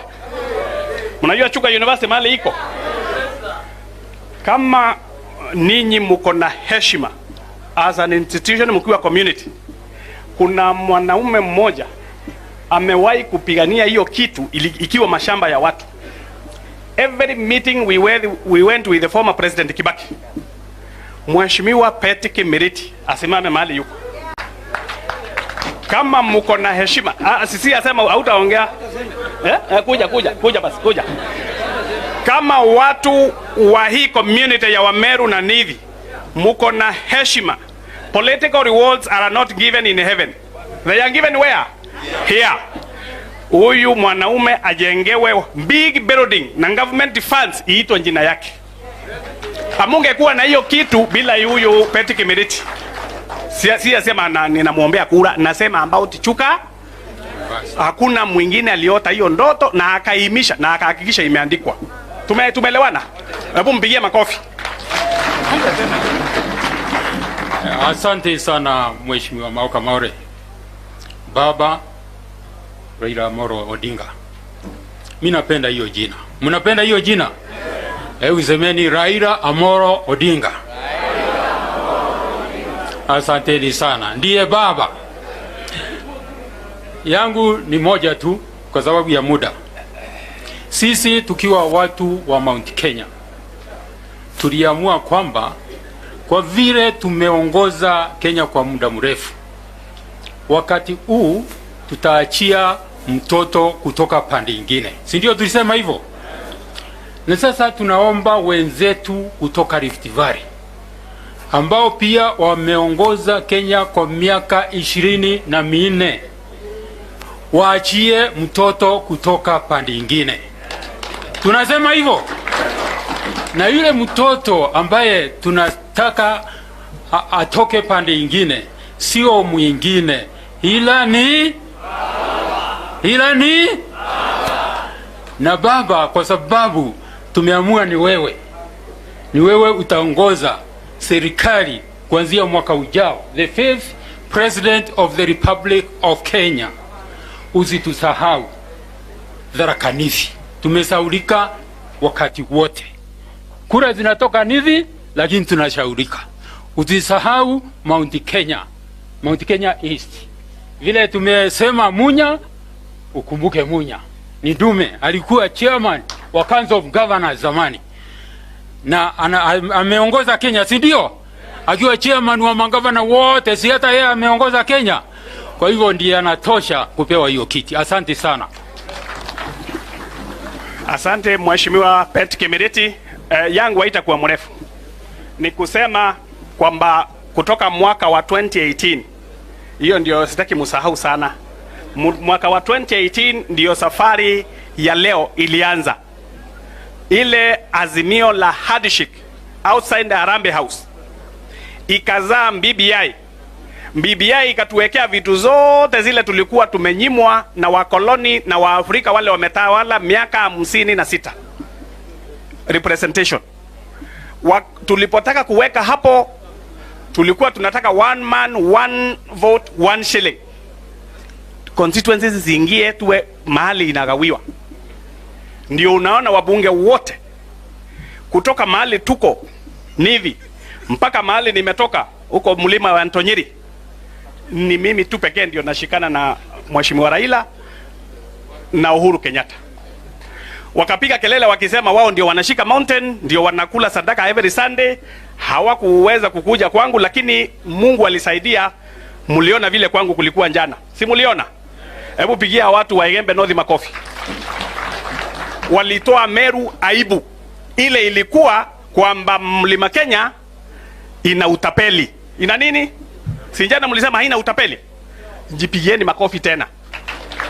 Sasa ile tumefika leo ni kama ile ilikuwa 2002. Mimi nilikuwa kwa ile azimio ya kwanza ya Nakuru. Nilitumwa na chama ya Jubilee kwenda kuwa represent huko. Tukasikia ile maneno ilikuwa na baba juu ya kitu inaitwa azimio. Na tuliposikia tukajua hii imefika 2002 moment. Ile ambayo nchi yote hata ikiwa ni KANU, hata ikiwa ni NDP ilikuwa inaongozwa na Mheshimiwa Raila na wengine, Mungu alifungua watu macho mara moja. Kila mtu akasema ni Kibaki. 20 years later, Mungu ametufungua macho, tumeona kwa kauli moja nchi ya Kenya imefika ile inaitwa Mandela moment. August 9, 2002. Mheshimiwa Raila Amolo Odinga. Ni kweli? Wale wanasema ni hivyo wainue mikono. Asanteni. Haya. Kamau, 1 minute Kamau. Huyu anaitwa Kamau wa Raila. Kamau Mwea.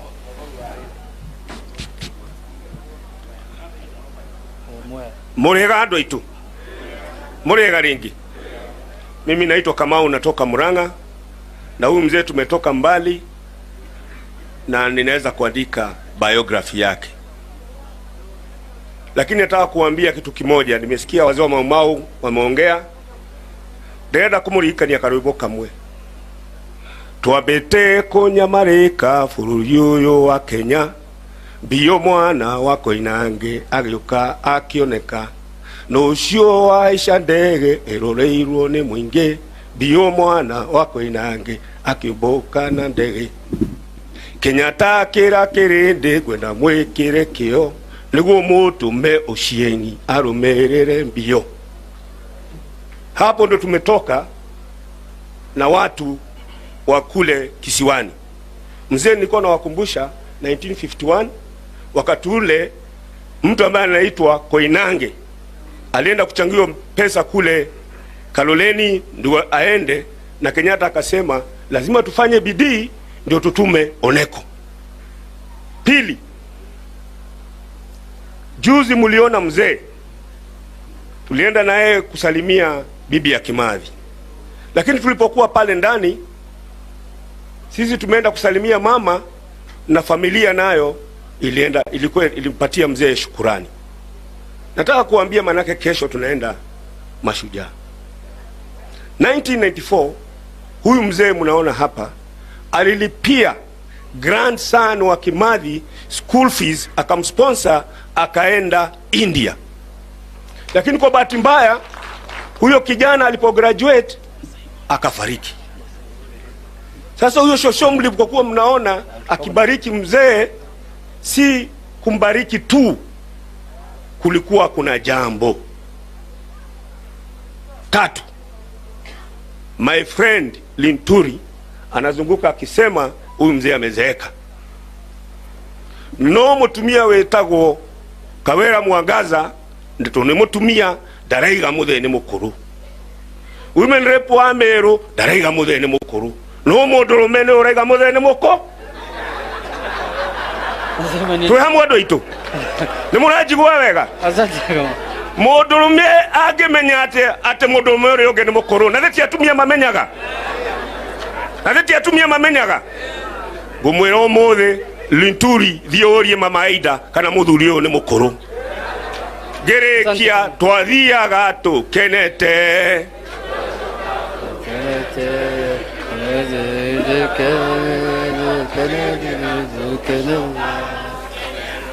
Asante sana. Next ni Mheshimiwa Dr. Kilemi Mwiria. Mheshimiwa karibu. 1 minute.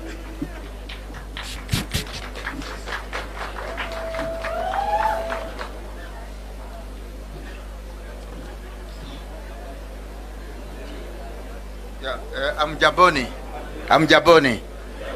Sikujua nitaongea Bwana Junet, lakini ni vizuri hata mimi nilete ujumbe kutoka huko Nyabene. Jana tulikuwa Nyabene na leo tukawa side huko Meru, Imenti side. Lakini Nyabene watu wote walisema 2022 wakichagua kati ya wawili, kuna yule mtu wa wheelbarrow, yule mungwana wa wheelbarrow na baba, walisema yule watapigia kura ni nani? Ni baba, kwa sababu wanamuelewa baba tangu zamani. Huyu ametupigania miaka mingi sana. I always say one thing, honestly. If it was not for Raila, we would have been enslaved by Moi. Hiyo ni kweli. We would have been enslaved by Moi because a lot of us are afraid. Yeye ni mtu anapenda watu. Yeye ni ataweza kupigana na ufisadi because if there are two problems in this country, ni ufisadi na ukabila. I don't see a better ambassador, a better person to fight ufisadi in this country na ukabila if it was not for Prime Minister. So we are behind him, we'll support him, and we'll make sure he is the 5th president of this country, and we'll be a very happy Kenya. Thank you very much. Asante sana mheshimiwa. Kuna wageni wametoka mbali, Ngeny, simama uonekane kutoka Bomet, mti ya ODM.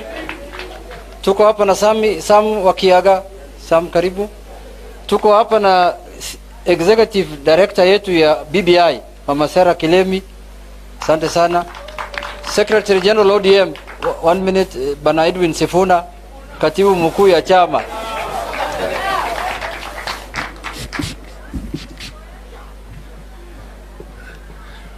Asante sana Your Excellency, yangu yatakuwa mafupi.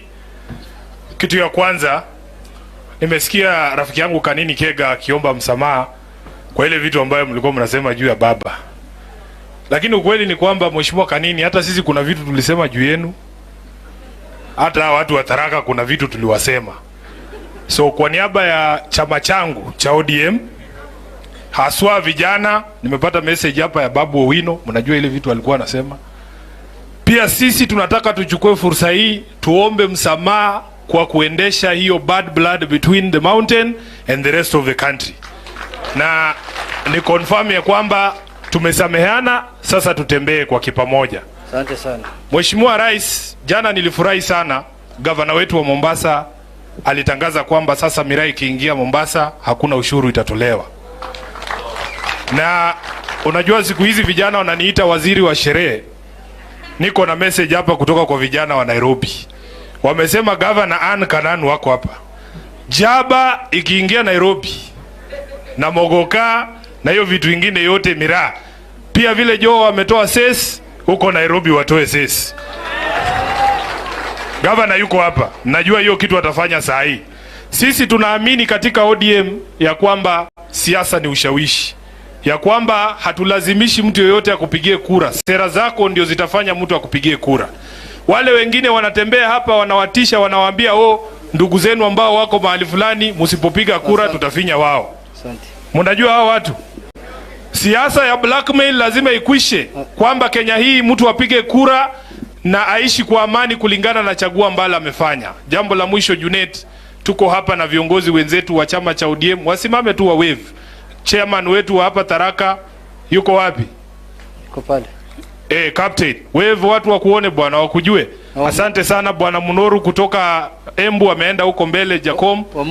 Wamuru, yes, na Munoru kutoka Meru. Asanteni sana, Mungu awabariki. Asante katibu. Thank you. Nakumbushwa pia kuna viongozi wa chama ya Jubilee. Sasa SG wenu angekuwa hapa awaamshe, lakini wacha niwaamshe tu kwa sababu ya handshake. Viongozi wa Jubilee, haya Mbas, mimi sasa ndio SG of SGs.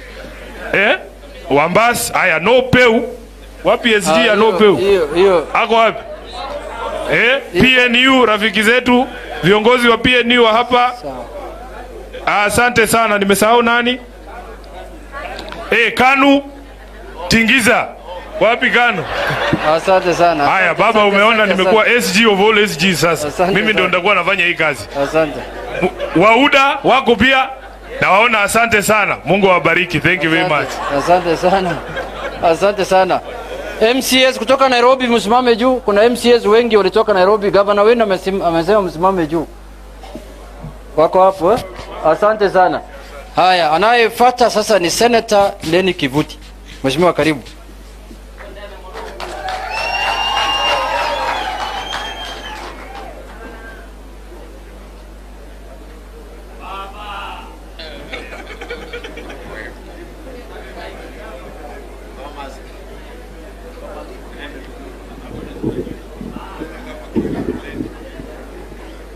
Haya. Baba, Rais wa 5 wa Jamhuri ya Kenya, sisi watu wote wa Mount Kenya East tumekukaribisha hapa Mount Kenya East. All protocols observed. Because of time, I will be very brief. Ya kwanza, najua umeelezwa mambo ya bus. Bus ndio ilikuwa na guruma huku mpaka 2013.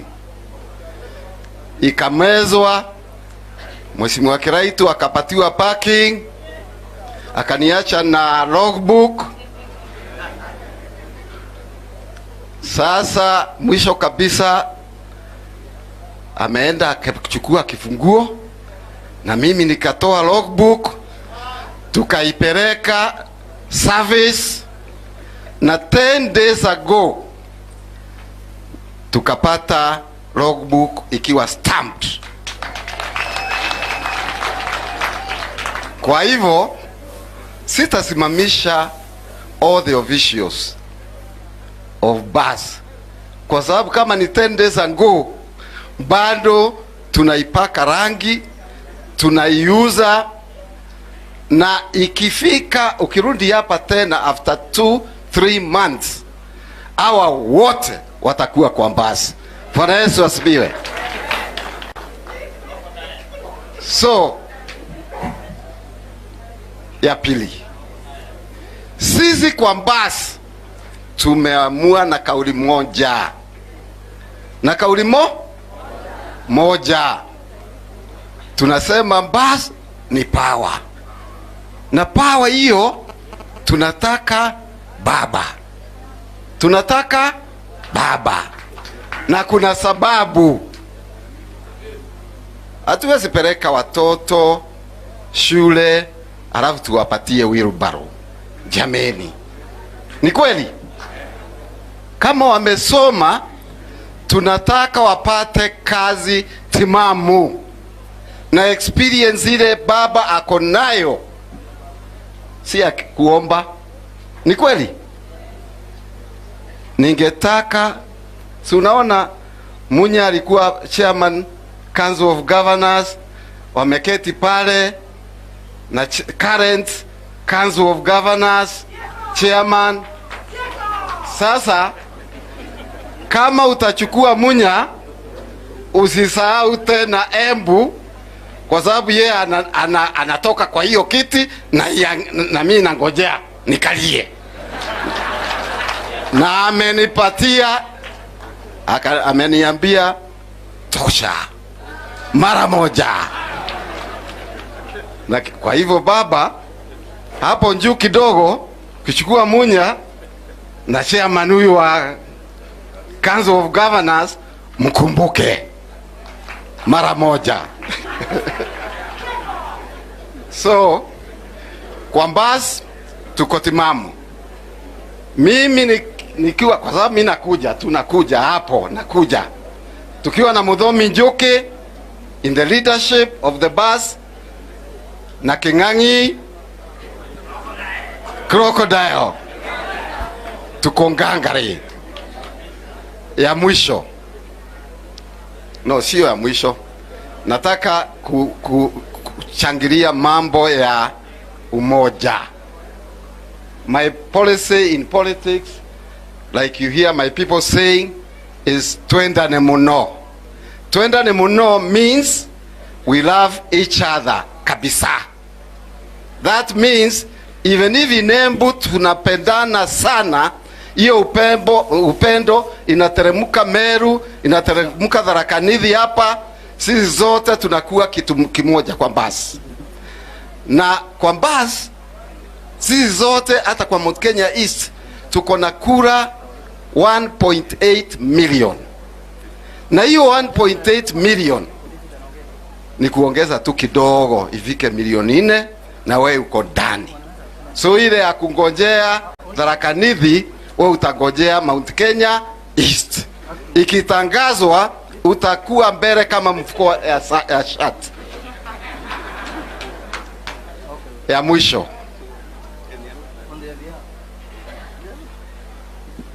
Habari ya umoja, habari ya kusema na kauli moja. Sisi Mount Kenya hizi ndio tunataka na ndio tumeanza na ndio tunafuata. Kwa hivyo hata wananchi wote tukisikiza baba, I want to finish.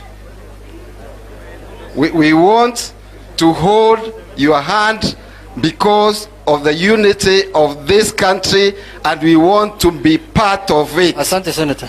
Kwa hivyo watu, hebu simama.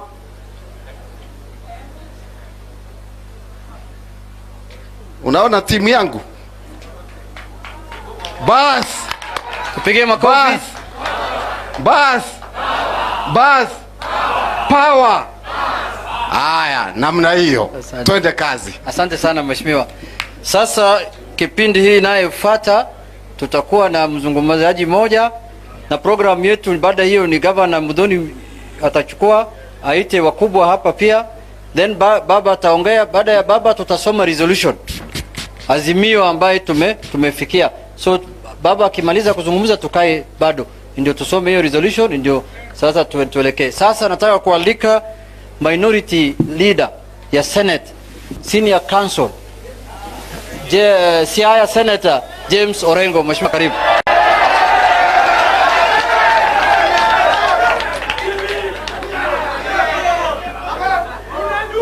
Asante sana.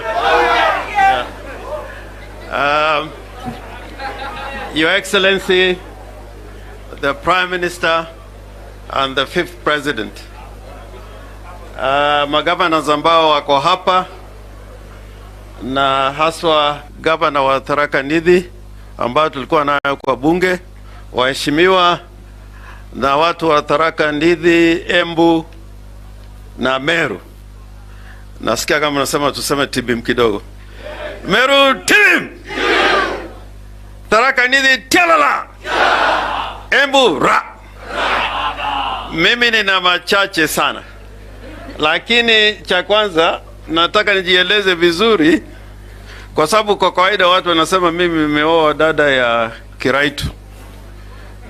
La asha, hiyo si kweli. Yule anatoka Chogore hapa Tharaka Nithi. Sasa niko nyumbani kabisa. Hata sale Raila aenda Kirinyaga, mimi nitabaki hapa. Ama niende. Mimi nina mambo matatu na nataka niseme kwa haraka sana. Jambo la kwanza ni kwamba lazima nirudie kutoa heshima kwa Meru, wa Embu, wa Tharaka, kwa sababu ile mwamko wa Kenya walipata ya kupigania uhuru kwa kweli ilitoka katika sehemu hii. Ilitoka kwa sehemu hii, na nimesoma historia na mjue dunia nzima, hata nasikia watu wanazungumza mambo ya Mandela. Vile wa Meru, wa Tharaka na wa Kikuyu na wa Embu walijitokeza wakaenda kwa mlima wanapigana na mkoloni, ndio ilikuwa ushawishi kubwa sana kwa watu wa ANC. Hawakujua namna ya kupigana. Hata ikiwa ni Castro, Raul Castro, mambo ya mamao ni historia kubwa sana kwa dunia nzima. Kwa hivyo tunawapatia heshima kubwa sana. Na waziri mkuu, ile maneno wanasema kwa hii Mau Mau Road, mimi naona ni kitu muhimu sana, kwa sababu 50 years after your sons and daughters sacrificed for this country we call Kenya, I think we deserve it, not tomorrow but today. Jambo langu la pili, kutafuta uongozi ni rahisi, na kuwa rais wa nchi si kitu ambayo ni kitu ya kujivunia kabla hujaona uongozi, itikadi na sera. Watu wamekuwa marais, hata Idi Amin alikuwa rais, hata Bokassa alikuwa rais, hata kule inaitwa juzi tunaona juzi hapa West Africa ya kuna hapa nini Guinea. Ya, kuna mtu generali mwingine amechukua serikali kule. Sasa kwa rais inaweza kuwa rahisi, lakini kuongoza ni kitu kingine. Kuongoza ni kitu kingine, na nataka niseme shukrani tena kubwa ambayo tuliona maneno nyingi si uongozi, ni vitendo. Na tumeona Kibaki akiwa na team, a very good team, and Your Excellency, it looks like you are building a very good team. Ukiangalia, it's emerging a very good team. Na katika hiyo timu ya Kibaki, there were 3 strong pillars. Na meona Kimeme alikuwa simeona Kimeme hapa. There was Kibaki as president, Raila as prime minister, lakini kulikuwa another very strong pillar called Mudhaura. Mudhaura, mchapa kazi kweli kweli. Kwa hivyo, kwa sasa tuangalie vizuri, kwa sababu I think if you look at the team Raila Amolo Odinga is building, he is going to take us somewhere. We are going somewhere. This country is going somewhere under this leadership. Na langu la mwisho, jana nilikuwa kule Siaya, vile wanaona mambo inaendelea hapa kwa mlima, wanatamani hata hao sijui wanataka waje wote wapande huku mlima, lakini wameniomba tuchukue wengine ambao wametoka huku kwa mlima. Sasa ile Raila pia amekwenda pwani, muje kule Kondele, Homa Bay, mtembee, msijisikie nyumbani kabisa kabisa. Na tuanze wiki hii. Baba kenda huku Wanga achukue kikosi. Sasa tuwe vikosi wa Raila Amolo Odinga. Na hiyo najua tutafaulu. Na ya mwisho kabisa. Kenya, it is only unity, umoja. Na hiyo umoja inawezekana. Na kuambia, we are all the time talking about problems facing this country, but we must have a solution. Ndio tunasema inawezekana. And that wezekana is by having the proper leadership to finish tribalism in this country, to finish poverty, to finish corruption. Inawezekana. Kumaliza ufisadi inawezekana. Kumaliza ufisadi, umoja, asanteni sana. Sasa ni wakati wa Gavana Mudhomi Njuki. Gavana, chukua usukani.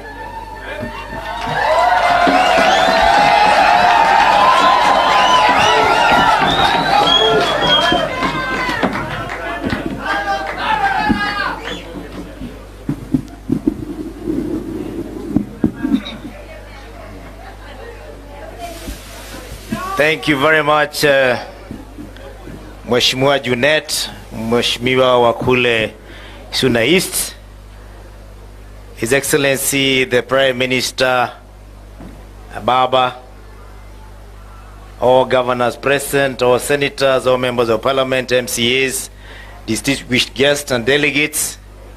Amujambo. God is good and all the time.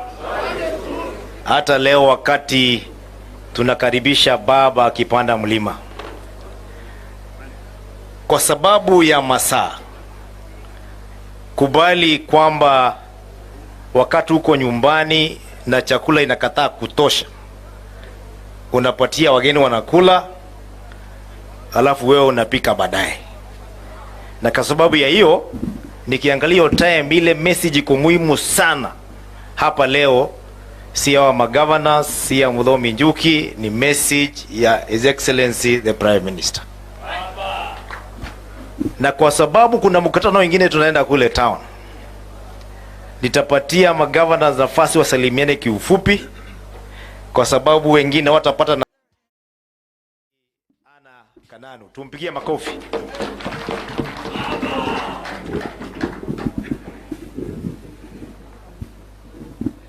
Bwana asifiwe. Bwana asifiwe. Ando embu mwero. Amero beba bega. Kwa majina naitwa Kananu Mwenda. Mimi ndio acting governor wa Nairobi. Na pia I would proudly say I'm the firstborn child of the handshake. Na mimi nimetoka Tharaka Nithi na nimpe kigogo wetu, mkubwa wetu, His Excellency Raila Amolo Odinga shukrani kwa kuwa amesimama na wamama. Na mimi nakuomba Your Excellency, kwa sababu najua State House tunaingia, nataka uvunje record. Hawa mama unaona wamekaa hapa, tuko na wamama wamesoma, wamama wako na experience ya leadership. Tunaomba vunja record, hata State House controller kwe mwanamke. Haijaionekana kwa inchi. But because I know Your Excellency Raila Amolo Odinga, wewe ni ambassador wa wamama, tafadhali tushikilie na najua tutaenda mbali. Kwa hiyo mambo ya miraa, ningependa kutangaza Nairobi sisi hatulipishi sesi yote kwa miraa. Na I'm very lucky to have Bona Karani. Karani is a MCA and is a vice chair for budget committee. I want to put it categorically here through the CS Bona Munya, through the Ministry of Agriculture. Sisi watu wa farmers wa miraa tumawatengenezea soko, and we have put it in the supplementary budget to make sure that farmers wa miraa wamepata soko ya kuzia miraa, waache kuzia miraa kwa barabara na chini ya miavuli. Na mimi nikimalizia, sitaki kuongea mengi, sisi ni wacha Mungu. Tuendelee kuomba na Tharaka Nithi ni power. Your Excellency, Tharaka Nithi ni power. Tharaka Nithi kiamua, imeamua. Jua uko ndani. Asanteni sana. Asante sana. Nafasi nipatie the governor of the great county of Nyandarua. Nimesahau moja. Mimi natoka mahali inaitwa Mara. And Mudhomi Mjoke is my governor. Mara Ngero Kone kugweto wa Salomon wa Karionga. Asante. Asante sana. Asante sana kwa hiyo nafasi ambayo nimepewa. Nitachukua muda mfupi sana. Ngai ni mwega na kila wakati.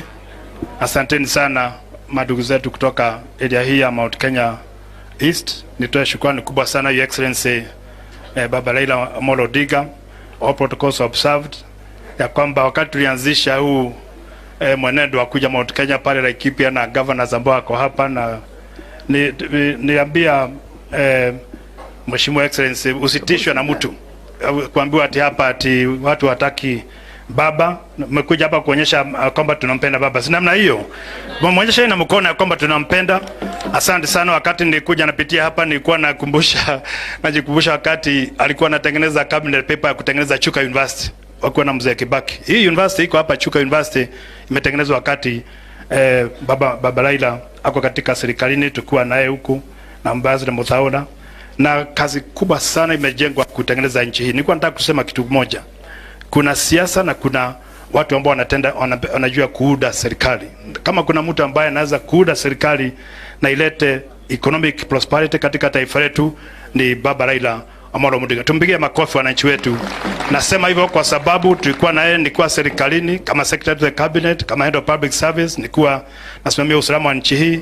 Na kama kuna mtu ambaye najua kutengeneza serikali na sera mzuri, Vision 2030, hizo barabara ambazo ziko hapa mmeambiwa na Mheshimiwa Olengo, ni Baba Raila ambaye yuko hapa. Kwa hivyo mimi najua kwamba hata hii mambo ya youth ambayo inatutisha hapa, I can foresee when they came in katika serikali, waliunda serikali ya ministry peke yake ya youth, and I can vouch almost ya kwamba Baba Raila atafikiria mambo ya kutengeneza ministry ya youth ambayo haitapoteza usawa wa youth na direction ya youth katika taifa letu. Na ndio wakati huo youth walipata mwelekeo katika taifa letu, na policies za youth zikaanza kuwekwa vizuri. They are almost 60%, 70% katika taifa letu. Kwa hivyo ningependa kukuuliza Your Excellency, ukiingia katika serikali na tutakuwa pamoja na wewe, tusaidiane mahali tutakuwa, tuone kwamba tumeunda serikali ambayo inaleta utajiri kutoka -8 ambayo tuliachiwa na rais wa pili mpaka 7.3% uchumi wa Kenya, baba Raila wakiwa hapo na mzee Kibaki. Makofi mazuri kwa, na mimi napatia hawa kuona kwamba wengine wanafikiria kwamba ati Raila ni siasa tu. Hata mambo ya kuendesha nchi na kuunda serikali, he's an expert, he's a professional, he's a very good leader, he's a visionary. I can assure you Kenya is in safe hands. Na nataka kuvoucher kwamba ikifika 2022 tumkubuke na tumpatie kura, lakini niwaambie watu wa Mount Kenya, niwaambia kwamba unless tuongee kwa sauti gapi moja, sisi tuko pale pande ile nyingine ya west, hapa east, lazima tuongee kwa sauti moja. Angalia kama Mount Kenya Development Authority sisi hatuna. Coast Development Authority iko Lake Basin, Your Excellency, hapa central, hapa region ya Mount Kenya region. We also need an authority ya kuangalia mambo yetu ya vijana, wa mama, ya wazee na utajiri wa taifa letu. Angalia ward area kama hii ya Tharaka Nithi. Yes, Mount Kenya ni kubwa, watu wanasema kuna utajiri, nimalizie hapo, lakini ukiangalia Tharaka Nithi, uangalie mambo ya kuwa nyuma kwa mambo wa maendeleo. This is a county ambayo lazima iangaliwe na macho mbili. Ni kweli ama sio kweli? Lazima tuangalie Tharaka Nithi. Tuko namba 9, namba 10 katika county zote 10 ambazo mimi ndio chairman wa governors hapa. Number 10 of them they are number 9. Number 10 Nyandarua ndio number 9 kwa maskini. Tukisema kwa mambo utajiri, so nasimama kuunga ndugu yangu Tharaka Nithi ambao tuko naye hapa, ya kwamba tusaidie Tharaka Nithi angaliwe kwa macho mawili kwa mambo ya kuendelea mbele. Ama naongea vibaya wananchi wetu? Pia kiongozi wetu Kiraitu, na tungependa kusema kwamba sisi tumesema kuona ya kwamba na magavana wengine watu wako hapa Muriithi na wengine ambao wamepeana apologies, wote wamepeana apologies, tuwe kitu kimoja na tuone kwamba tumeweka mlima pamoja. Na wakati baba anaenda kutembea mahali pengine, wananchi wa Kenya wanaangalia kuona sisi vile tuko hapa Mount Kenya, tukianza matusi, kupigana, kushindana, hatutashinda. Tukiweka kura zetu pamoja, hiyo mambo yote mnauliza hapa baba ataweza kuifanya. Lakini tukidanganishwa na hii, wengine wameingia wheelbarrow, wengine wameingia sijui wapi, wengine wameingia, tutapoteza nguvu yetu. Lakini umoja wetu ni nini? Ni nguvu yetu. Tuwe kitu kimoja, tuweke kura zetu pamoja. Sisi zote ni wana mlima wa Kenya, na Mungu atatusaidia tukiendelea hivyo. Mungu asaidie sana na wabariki. Asante sana. Thank you. Asante kwa sababu chairman wa Mount Kenya governors ameongea, wale wengine tukue brief kidogo. Nitaenda pande ile, niite bwana Nderito Muriithi, governor wa Laikipia County, karibu. Shukran. Makofi kwa governor tafadhali. Shukran sana. Nafikiria msimamo wangu unajulikana na nimesema baba tosha. So our deputy governors wataona tumewa sideline. My time I donate to you. Kujeni hapa wewe na deputy governor kutoka Nyeri. Can you come here? Hata wa deputy governor wa Meru. Hebu semeni baba tosha. Tosha. Baba tosha. Asanteni sana. Asante sana bwana Prime Minister. Adoma Mero mbuna Tharaka Nithi, amjambo. Vijana mko? Nataka msikie hii. Nani mnakumbuka 2002 alileta mambo ya boda boda? Ilikuwa ni Mheshimiwa Prime Minister na Rais Mwai Kibaki. Wakatoa ushuru, ikateremka, kila kijana akona bonda. Ni ukweli? Wakati baba anasema atapea watu 6,000 shillings ya kusaidia wale wako chini, anamaanisha hiyo ni business, na ataeleza hiyo maneno. Ya pili na ya mwisho, wale watu wako mlima Kenya ambao wanaogopa ati kutokea kusema baba tibim. Sisi tumesema baba tibim. Sema hivyo, baba tibim, baba tibim, baba tiara. Asante sana. Nilidhani jina ni John Mwaneki, deputy wa Nderito Muriithi huko Laikipia County, na mnakaribishwa. Aya, jina langu ni Titus Nchochio, deputy governor wa Meru County, naibu wa Keng'ang'i. Asante Meru mko? Asante sana baba, karibu hapa. Tunasema tunakuunga mkono na asante kwa kuja kukutana na hawa viongozi wa Mount Kenya East, ndio tuzungumze, tuwe na haya mazungumzo lazimio la umoja. Manake Kenya iweze enda mbele kama hatujashikana pamoja. Tunasema ni asante sana baba. Nimekusikiza tangu jana kwa sababu gavana wetu alisema tunukie, tunuze. Tusikize viongozi wote wale wanawania kiti cha urais. Mimi nimekusikiza kutoka jana, na ile kitu ilinibamba baba ni mambo ya economic revolution, kwa sababu nchi yetu ya Kenya it is on the edge. Tukipata mtu ambaye hata ileta line tutaisha as a country. Kwa hivyo mimi ile ningependa kuuliza baba, ukiingia pale State House tafadhali, one of the tried and tested ways of rapidly growing the economy of this country is through devolution. Hii mambo ya kukuza uchumi kutoka chini, kuna wengine wanaongea lakini hawaongei mambo ya strengthening devolution. Wao tu mwenyewe tu ndio wanaongea hiyo maneno. Kwa hiyo baba, tafadhali sisi kama counties tuongezee pesa mashinani. Ile 35% hata kama BBA ilipata accident, tuongezee hiyo pesa mashinani. Sisi tukiwa na governors tutajisort.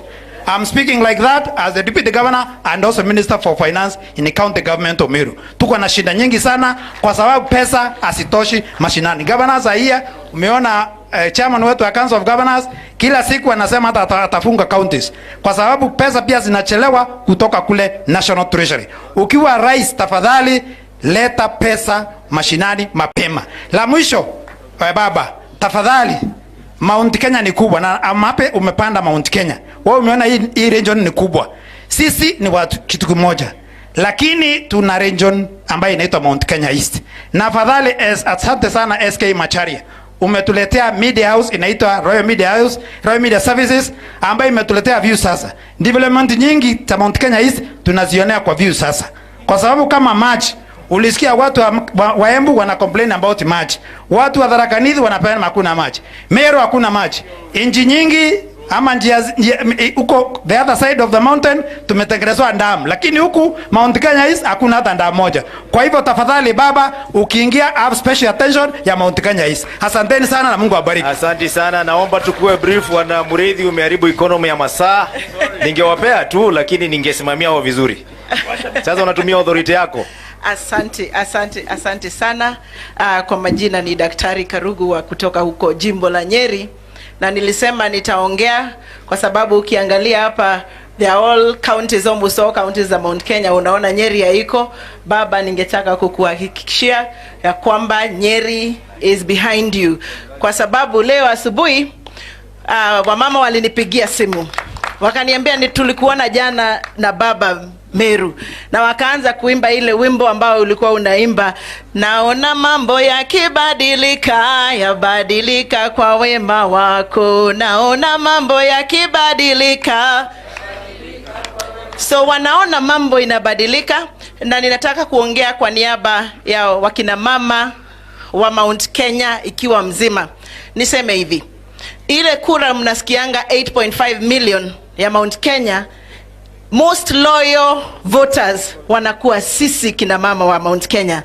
Na wakina mama wa Mount Kenya wakikukubali wanasema hata tutakupatia kura ubebe kwa mfuko yako. Ama aje kina mama? Ni kweli. Sasa sisi tunasema tutaungana na wewe kwa sababu kwako umetuhakikishia amani, umetuhakikishia umoja, na kwetu amani ni kitu cha muhimu sana. Every time unakuwa na vurugu za kisiasa, unaona watu wameuliwa, yule mama utapata amebeba mtungi, mtoto kwa mgongo, anakuwa ni mwanamke na kina mama wa kutoka Mount Kenya. So tuko nyuma yako kwa sababu unatuhakikishia ya kwamba utashika hii nchi. Na sisi kina mama wa Mount Kenya tumeolewa kila mahali kwa hii nchi. Tuko every county. So tukifika mahali ya election tunaambiwa tunafurushwa hizo county turudi kwetu Mount Kenya, na tulishaolewa. Kwa hivyo that is why we want one united nation. Ndio tukitaka kuolewa kwa Aborana tunaolewa kwa Aborana na hatutafurushwa. Ama aje kina mama? Tuko pamoja. Nionyesheni kwa mkono kama tuko pamoja. Tuko pamoja. Asanteni sana. Mungu awabariki. Thank you very much, Mureithi. Thank you very much, Governor Mudhomi. Tukizindua azimio, wakati tulikuwa pale Nakuru, rais wa 5 wa jamhuri akizindua azimio la umoja, nilieleza jambo pale, nieleze hapa tena. Na liko hivi, kutoka hapa Tharaka Nithi kwenda Nakuru ni counties 10. Ukiwa umepita upande wa Meru ama ukiwa umepita pande hii ukienda Kiambu, 10 counties. Semeni amen. 10 counties.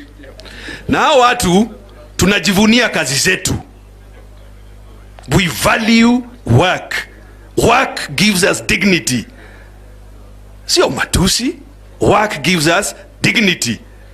Kwa mfano kwetu, in my clan, githeji ni guthija thijaga, mureithi ni kureithia reithagia. Hata jina Kibaki, yule my grandfather, jina yake ilikuwa Geto, lakini yeye alikuwa mkulima hodari sana wa tubaku. Akawa yeye ndiye anauza tobacco across the Aberdare, akaitwa Kibaki. Tunaelewana jameni? Tunaelewana? Mimi ni mtu wa uchumi, ama an economist, na nataka nikueleze hivi. Eneo hizo county 10 ambazo chairman wetu ni Governor Kimemia, uchumi ya hiyo eneo ni $27 billion. Yaani ni kubwa kushinda Rwanda, ni kubwa kushinda Mauritius, ni kubwa kushinda Botswana. Ni 34 different African countries have a smaller economy than Mount Kenya. So, as I told you that time, you can understand my kushangaa kwangu.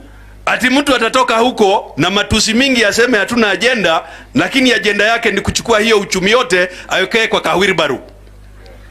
Na ni kweli. Na mimi sisemi ati watoto wetu wako na kazi za kutosha. Sio hivyo.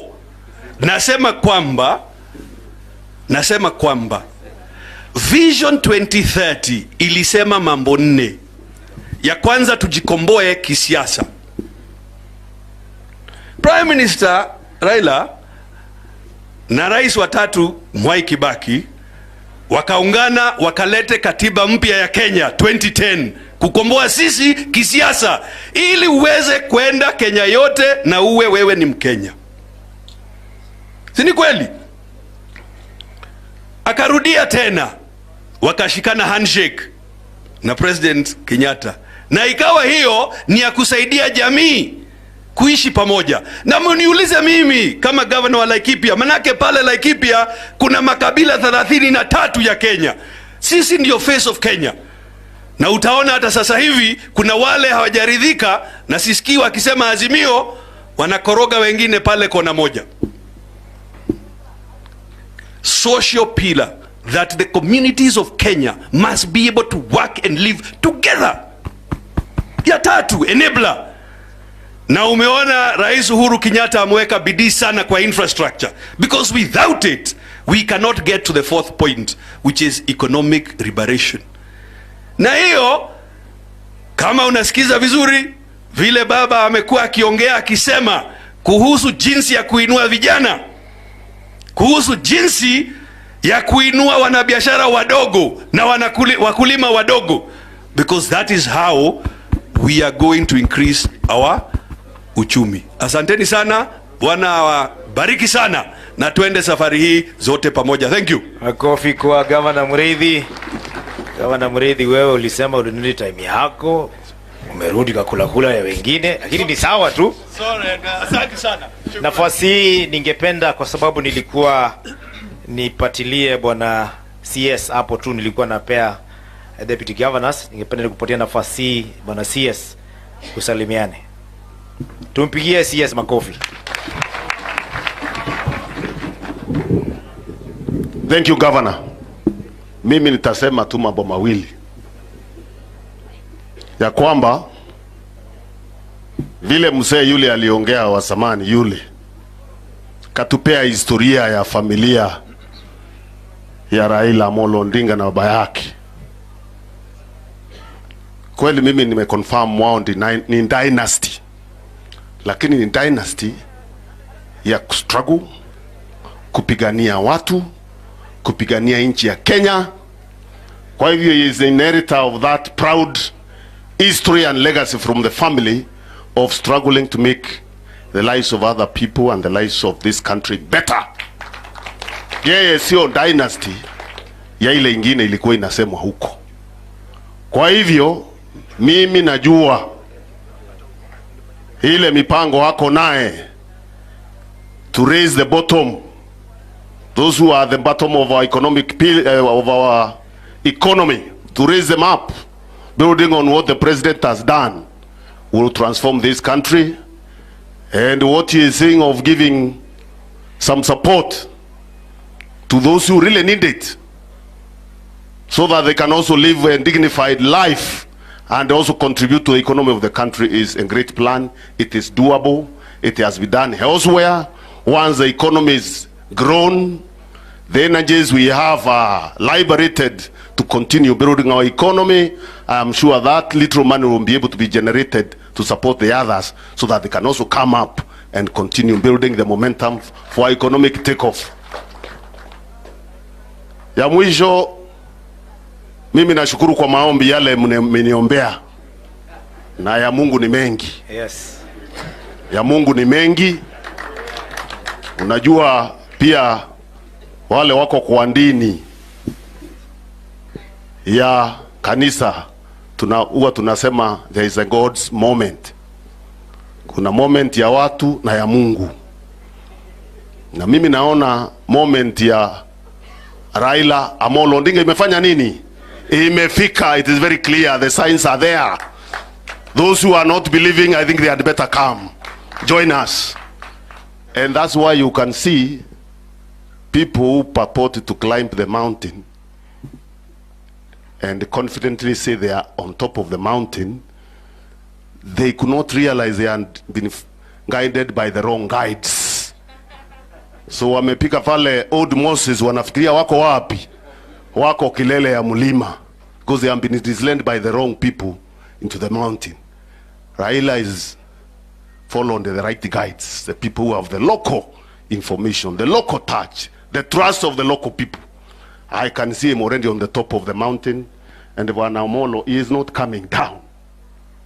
Hakuna mambo ya kurudi chini. Atakaa huko, awe anatazama Kenya kwa kona zote huko, kitazama vizuri na kutuelekeza kule tunaelekea. Mimi sina mengine, asanteni sana. Mungu awabariki. Thank you very much, Bwana Munya. We appreciated all the groups, kuanzia Njuri Ncheke, kwenda youth, kwenda MCAs na wale viongozi wengine. Lakini kuna timu moja tulisahau ambaye sitapatia nafasi kuongea, lakini ningependa tujue wako hapa, and they are very critical in this journey of climbing the mountain. All the former members of parliament wakiongozwa na Adams Matthew Karauri ambao wako hapa, also Bwana Peti Kimiriti ambaye one time walikuwa kule bunge na His Excellency Raila Amolo Odinga. Bwana Adams Karauri, mheshimiwa yuko hapo, tumpigie makofi. Na kama kuna mwingine, kuna mheshimiwa Kadhuri, tumpigie makofi, na Bwana Peti Kimiriti. Kwa hivyo kwa nafasi hii ningeomba sasa nimupatie our brother, the governor of the great county of Kisii, Bwana His Excellency Ongwae, atusalimie.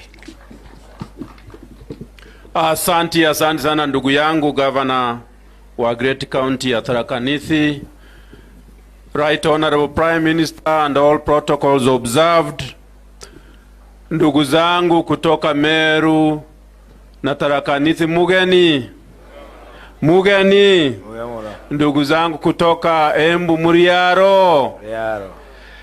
Mimi nimekuja hapa kutoka Nyanza, nimetumwa na watu wa Nyanza nije kuwasalimia, na wameleta salamu zao. Mnasemaje?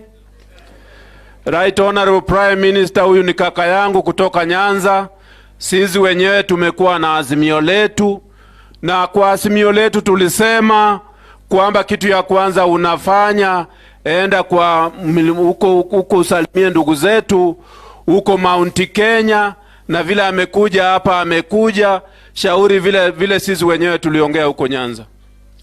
Right Honorable Prime Minister, sisi especially hapo kutoka Nyanza, unajua tuko wa Kisii, tuko wa Kuria, kuna Wajaluo huko, na tumeishi pamoja vizuri.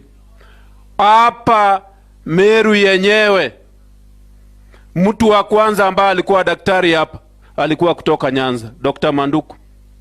Ukienda hapa Meru saa hii, magavana hapa wawili wako hapa, kuna over 60 lawyers kutoka Nyanza.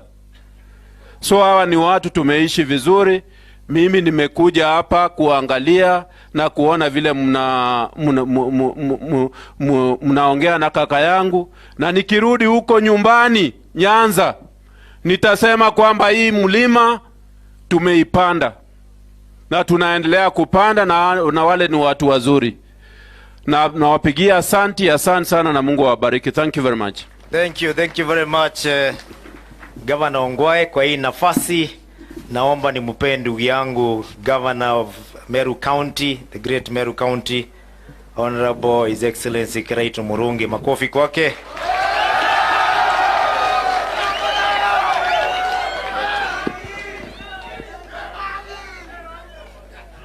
So antebete wa Embu Moyaro bete wa Meru pule babega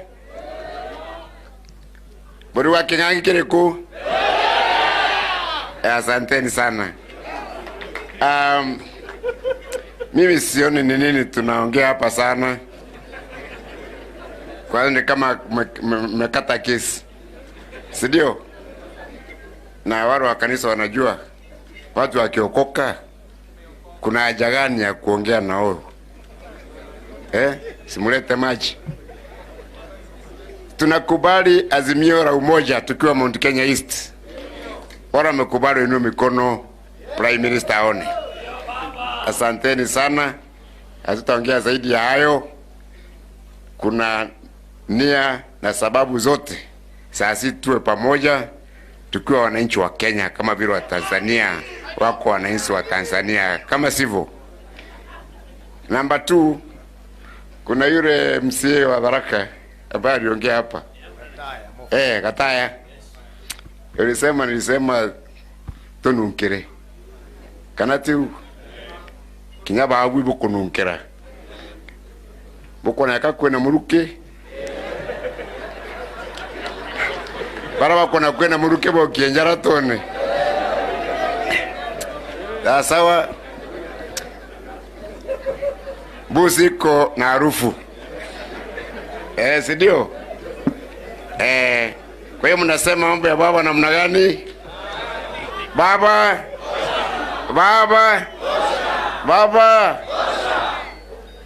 Ya tatu, siku hizi, politicians are very interesting. For all these years, they have never discovered that there are poor people in this country. They are now discovering them now. So kila mtu anachukua mic anaongea about the poor, mama mboga, bonda nini, as kama wao ni wageni in Jerusalem. Kwani hatukuwa na hao watu? Si tulikuwa na mama mboga miaka mingi, tulikuwa na bonda, sidio? Everybody is talking the economic language of the poor. Ile nakuja kuinua watu, how we are going to do an economic revolution. Na nyinyi mkiangalia, who can do an economic revolution in Kenya?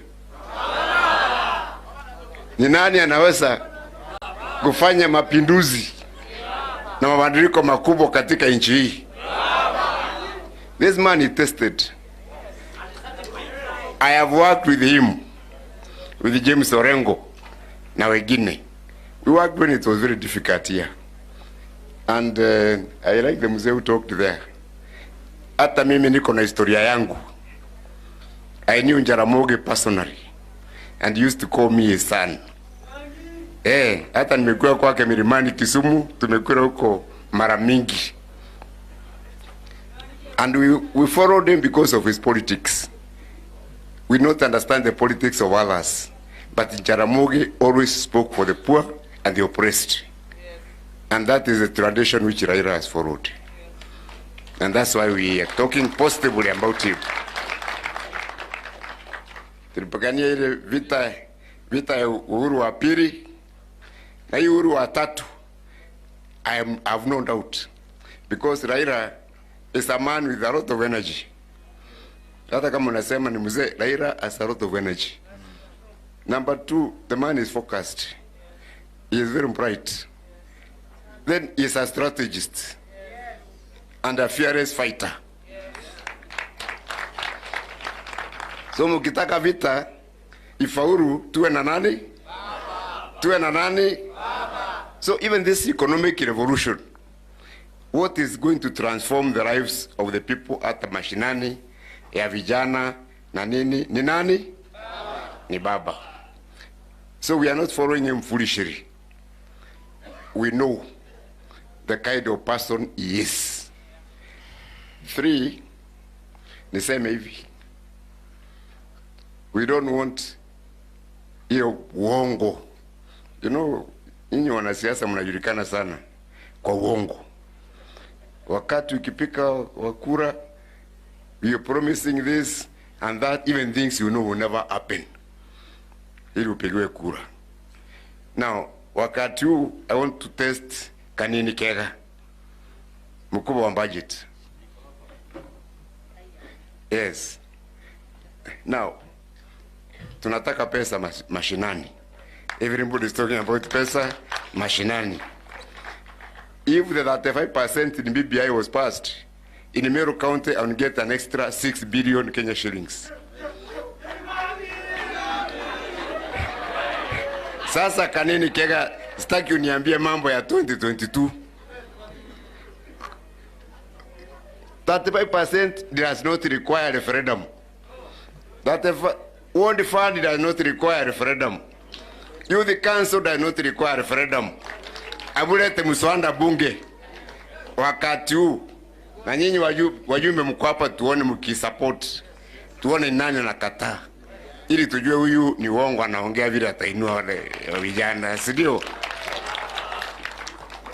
So Kanini Kega, because you are supporting Baba, bring that motion in parliament. Tulete pesa mashinani, ipitishwe mwaka huu. Tutangojea hiyo implemented in the next budget cycle. Are we together? Mnakubali tumutume namna hiyo? Yule anakubali niwe mkono Kanini aone. So Mount Kenya East wametuma Kanini Kega alete mswanda bunge, ulete pesa wapi? Mashinani. Tuko pamoja? Finally sitaki kuongea sana kwa sababu mimi nisomea hapa Chuka. Kwa hivyo mimi nitaongea kwa kiwanja huko Chuka. But finally I ask for respect.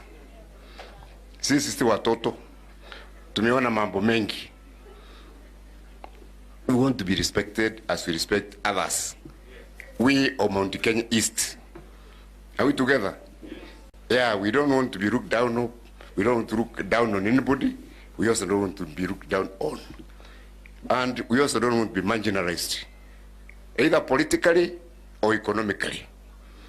Tunataka kukanyanga dunia hii kama wa Kenya wengine on our own. We know our brothers from the West. Akina Kimemia, you are our brothers. But even among brothers, kuna wengine wanabeba. You can carry your brother on your shoulders. Sidio? We are saying now, we of Mount Kenya East have come of age. Mtoto kwa mgongo. We want to walk side by side.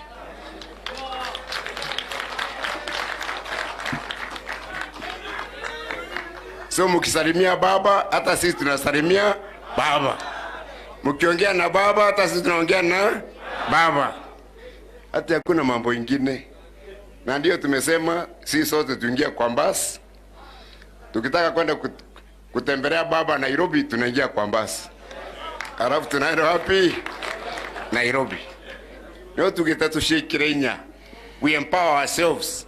Ndio tumesema sasa salamu zetu ambazo wakati huu ni power, because we need power in Mount Kenya East.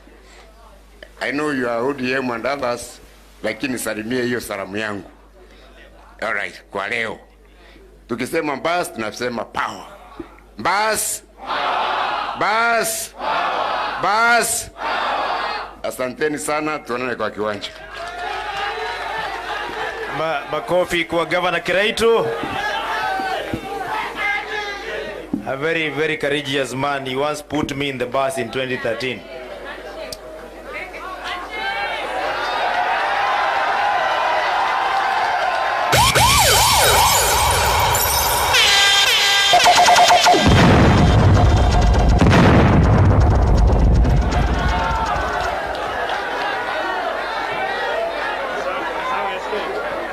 Asanti sana.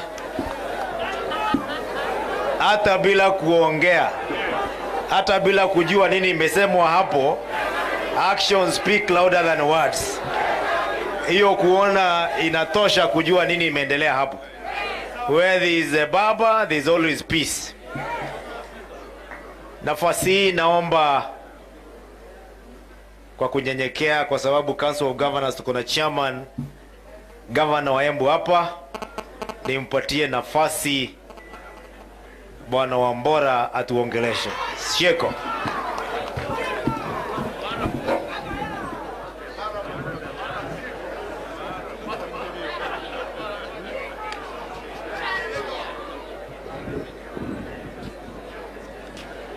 Asanteni sana. Tumesikia hadithi mingi papa, na ni wakati mimi nangojea speech yako. Hawa delegate wote wanangojea wewe uongee, au si ndivyo? Honorable His Excellency the Prime Minister and the soon to be the 5th President of Kenya. Karibu Mount Kenya East. Mara moja. Oh yes. Tumesikia mengi. And I would want to thank all the senators who are with us here, the governors, the MPs, members of the delegates, MCAs. Unity ya Mount Kenya East, unity ya Mount Kenya imeanza leo. I will not talk much because I'm going to host you in Embu in a few minutes. Tunakungojea huko. Oh yes, tunakungojea mara moja huko kwa sababu tunapenda wewe. Mimi ningetaka kusema tu jambo moja ndivyo nikusikie, ya kwamba one, to thank you very much. Even before I became the chairman of the Council of Governors, anytime I rang you, Your Excellency, you have never let me down.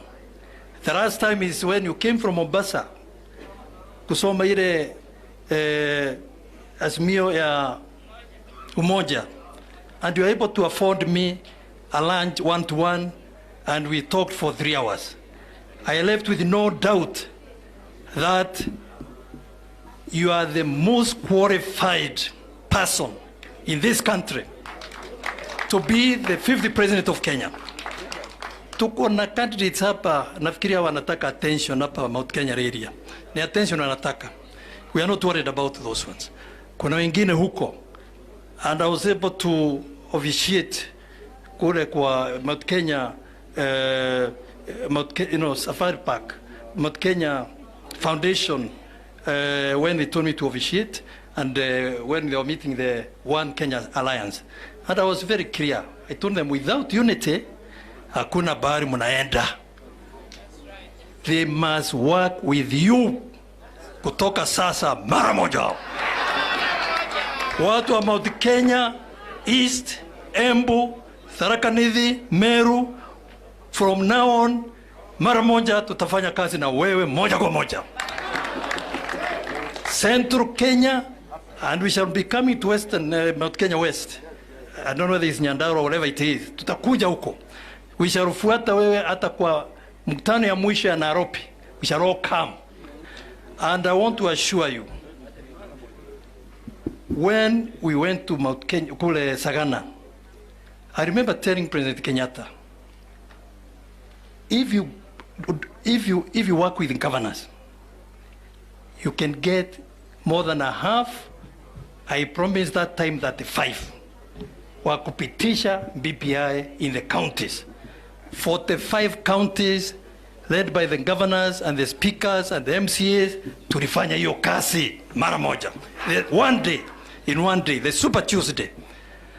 Even this one, governors are very reliable, and they can fulfill their promises, and they can also fund you mara moja.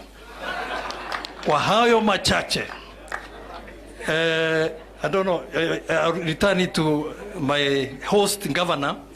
Ndivyo sasa I invite wale wata invite papa, ndivyo sasa tuende kwa mkutano ya Chuka town, na mikutano tatu tu tutafanya kule Embu, hapa kwa Mbonda, Kadhagere, alafu Runyenjes, tumalizie Embu na hiyo itafanyika mara moja. Asanteni sana. Usijali bwana gavana, mimi leo ndiyo Mogeki, mimi nimeshikilia baba, nitamuita, usijali. Sorry. Just an announcement. Number one person who has empowered Mount Kenya East more than any other person is SK Masharia, who is here. Ningemwomba asimame tumpigie makofi kwa Muga FM, wa Mwaro na mwingine. Bado iko kwa program. Okay, number one. Number two, I know what has annoyed us most in Mount Kenya East ni hizi Mau roads. When we had that being done in the west without any in the east.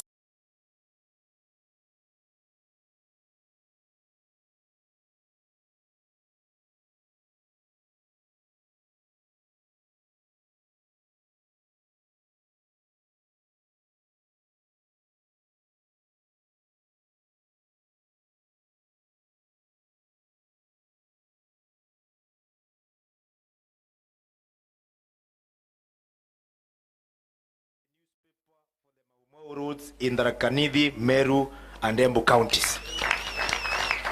Ni vile iko imechorwa hizo majina, iliwekwa imewekwa vile, utaenda website uangalie. So katika kila county wewe ngojea, utaona tractors zikiteremka kwa sababu ya Mau roads. Kwa hivyo ile walikuwa natumia hiyo card kwa mambo ya Kenya na Mount Kenya East and West kugawanya watu wetu, hiyo Mheshimiwa Uhuru Kenyatta na ndugu yako wamemaliza hiyo. Ya mwisho ndio nikuita niseme, it is well known to everybody here, hata Gladys Wanga najua,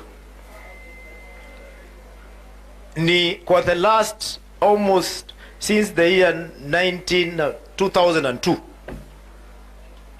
Mheshimiwa His Excellency hajawahi simama hapa hii Tharaka Nithi in peace aombe kura zake kwa sababu ya incitement. Kila wakati ni mawe, matusi, kofia zinachomwa. I am happy today kusema mimi nikiwa mzee wa hii kijiji ya Tharaka Nithi, kwa niaba huyu msichana anaitwa Tharaka Nithi, mimi nimefungua mlango ndio ukuje utongoze huyu msichana wa Tharaka Nithi. Na kwa sababu wengi wamekuja na nimeona vile wanakaa saa hii kama babake hii kijiji, mimi naweza kuambia, unaweza jua wakati msichana amependa kijana ambaye ameingia. Kuna tofauti. Mimi naona tofauti. Kwa sababu kukaa hivi unaona wamekaa tangu asubuhi na unaoni wakitoka wako na hamu ya kusikiza. And I want to tell you, we will support you not only to climb the mountain, hata ukishuka tutakuwa na wewe mpaka ufike pale unataka kwenda. Na wewe ukifika huko usitusahau, kwa sababu even through my colleagues who feel for Tharaka Nithi, because wale governors wengine wako hapa wameongea juu huko kwingine, we always feel very disadvantaged kwa sababu hakuna projects ambayo huanzishwa na serikali most of the time ambayo inaenda serikali ingine kama imeisha, inakuanga nusu, inakuwa begging to for the next elections.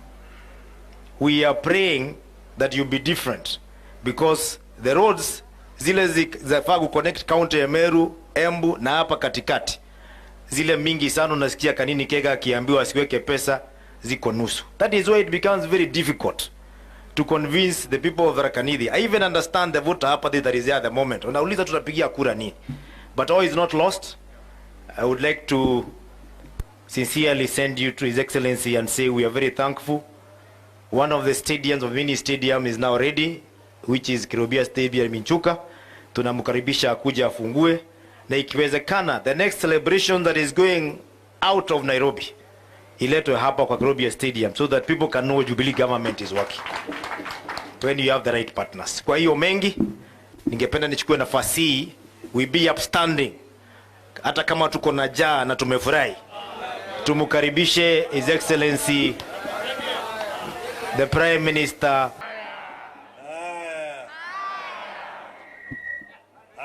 Mogeni. Embu Muri. Asanteni sana. Nimeketi hapa.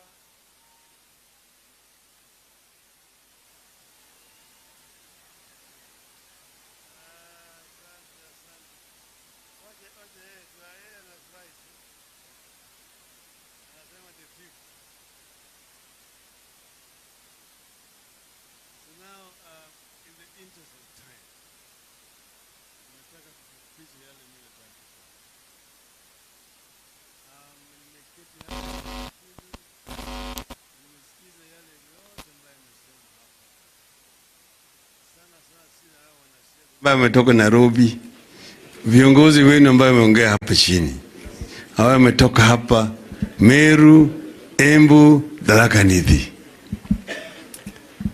na mambo mengi ambayo wanasema ni mambo mimi vile vile mimi najua. Wameongea juu ya mambo ya kilimo, na jana tulianza huko pande ya Nyambene, waliongea sana mambo ya miraa, mambo ya mifugo, mambo ya usalama. Pande hii sasa anaongea juu mambo ya ukulima zaidi, mambo ya majani chai, mambo ya kahawa, mambo ya maziwa, mambo ya mboga, mambo ya dengu, mambo ya pamba na kadhalika. Yale yote sisi tunajua, na tumeongea na Mheshimiwa Munya, huyo waziri wa kilimo, kwa kirefu sana. The reforms in the agricultural sector that can help our farmers, both small scale and large scale farmers. So we've got a very clear policy about those issues. And therefore I don't want to bore you repeating what we are going to do in agriculture, in the issues of miraa. I said yesterday there, and this morning the miraa which arrived in Mombasa were not taxed, and the chairman called Governor Joho and asked him to also talk to his counterpart in Kilifi and in Kwale to do the same. So and we talked also about the cattle and cattle rustling between communities up there in Nyambene. And here in Tharaka, we know the issues in Tharaka. We know about the semi-arid areas down there.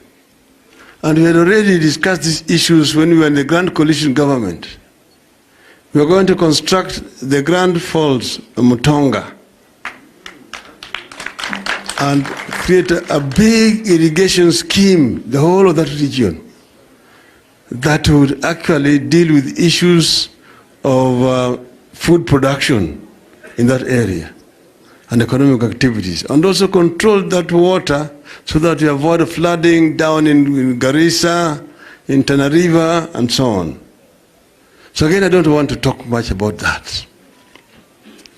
But let me get back now. I want to, in a few minutes, just to talk to you about why Azimio. La Umoja.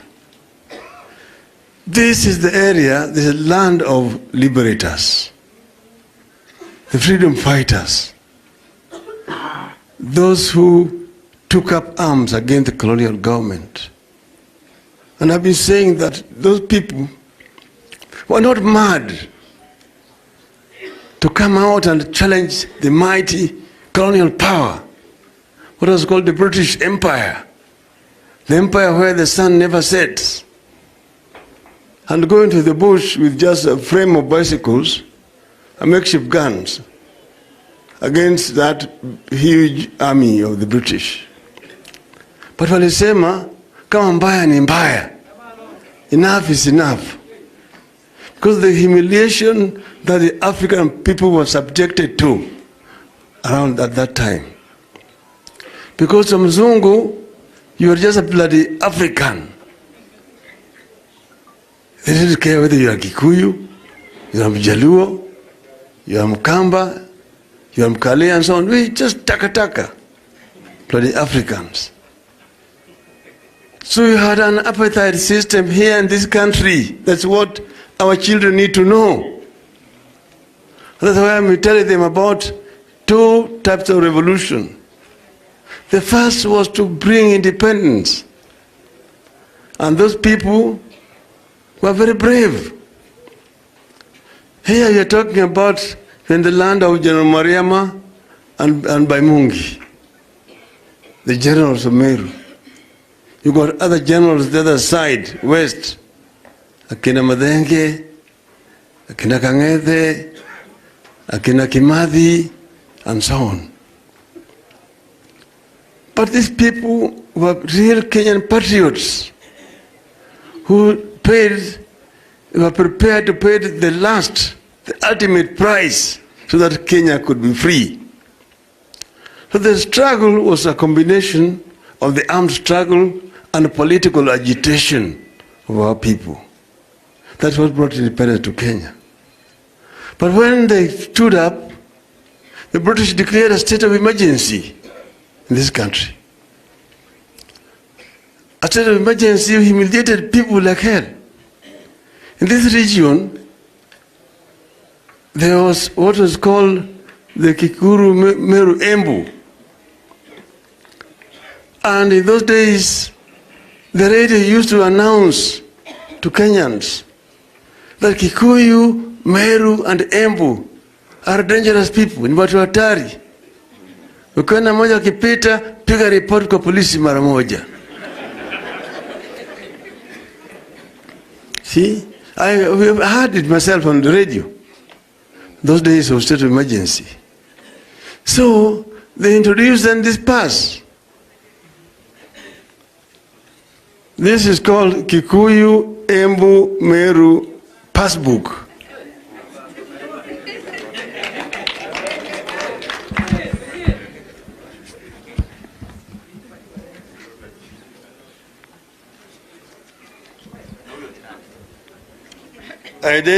Identity registration number 1621. Name Simon Warorwa, son of Ngugi. Tribe Kikuyu. District Fort Hall. Location Gatanga. Chief Ndungu. Sublocation Ruegeda. Occupation clerk. Age 29 years. So now, inside there's a movement permit. And here you have to say movement from, to, via, valid between, and for the purpose of movement permit register entry number. This kind of thing. So if you did not have this, you were not allowed to travel, to move anywhere. And this is the kind of humiliation that we are coming from. And that is what eventually, because this is part of this land who had been grabbed by the British, going all the way down up to Eldoret, up to Kitale. It was called the White Highlands. And that is what actually moved the people to take up arms against the British. So therefore we hailed these people. And when the British moved in, they arrested very many people and they killed very many people. Very many people were killed in this area. And then they were taken, some of them were taken to detention camps in Hola and in Manyani. I have lived in Manyani camp where my mom were detained. They were taken there because it is in the middle of the Savo. So that if you escape, you'll talk with the wild animals, the lions and the leopards inside the Savo. So and they were tortured badly. Maroncha told you, Mr. Maroncha, he was there, he knows about all these things. That's why I asked him to talk here. The Maroncha He didn't tell you that Jaramogi sent him to Bulgaria to study there later on with Mzee Nduga Kadambana of Runyenjes from this region. But then they were killing Maus there in Hola and how do you call it, in Manyani. Then Jaramogi, as the chairman of African Elected Members Association, chaired a meeting of AIMO. There were 14 members. And they asked Tom Mboya, who was the secretary, to move a motion to discuss the condition of detention at that time. Kenyatta also and his team had written a letter because they were being detained in a place called Kitang in Lodwar. And they had also written a letter to say that they are being held in inhuman conditions. And that letter appeared in the Times of London and the Guardian. So the governor issued a statement here saying there are no Maus detainees in Kenya. There are no political detainees in Kenya. There are only criminals who have been tried and convicted. So that motion was moved by Tom Mboya. And when Jaramogi stood to speak, he said that in the heart of hearts of the African people, Jomo Kenyatta and all those who were detained with him were and are the true leaders. And their continued detention offends the conscience of our people. That is what started the struggle now for moving people to release of Kenyatta. But Jaramogi was disowned by the 12 of the elected members. Only Masindi Muliro supported him when he moved that motion in Parliament. But that is now history lesson. What I'm trying to say is that this country is one. When Jaramogi came out, he was sent out of Parliament, and then Kiano said that those people are not our leaders. They were leaders at that time, but they were not elected by anybody. We are now the elected leaders, therefore we are now the leaders. Jaramogi challenged him to a meeting in Fort Hall, then Muranga, and he refused. But Muranga people spoke and supported Jaramogi, and many other people. Then the struggle started, Uhuru na Kenyatta. Wakaanza kusema Uhuru na Kenyatta. Jaramogi said it's not Uhuru na Kenyatta, it's Kenyatta na Uhuru. Because those people are saying we'll get independence, then we release Kenyatta. Jaramogi said, no, we release Kenyatta to lead us to independence. Then the governor called Jaramogi and offered him to be the prime minister. And Jaramogi refused and told him that Kenyatta is just here in Lodwar. Release him to come and lead us into independence. That brought then the unity of the people of Kenya. And people of Kenya started speaking with one voice from that time onwards. And now I'm saying that that unity is what brought independence. And those founding fathers of our nation had a vision, which you find in our national anthem.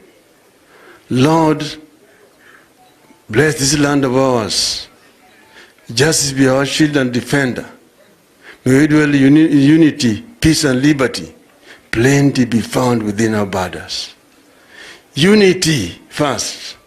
So they said. And that unity is what we have not had up to now. And without unity, plenty cannot be found within our borders. And in the Bible, a land where plenty is found is called? Sio Raila ndiye amesema. So that is the kind I'm talking about. But we must first be united. And that's why I came up with the idea of Azimio la Umoja. Let us unite, then we'll be able to achieve economic prosperity.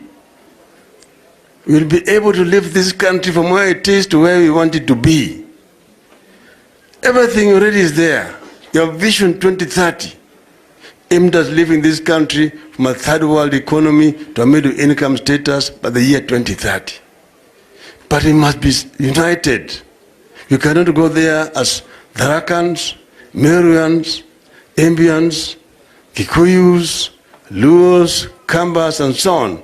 We will only get there if we go there as one Kenya, as Kenyans. And that's why I've come up with 5 U's. Utu, undugu, umoja, usawa, uzalishaji. And if I mention one, say inawezekana. Utu, undugu, umoja, usawa, uzalishaji, uchumi bora. Uchumi bora.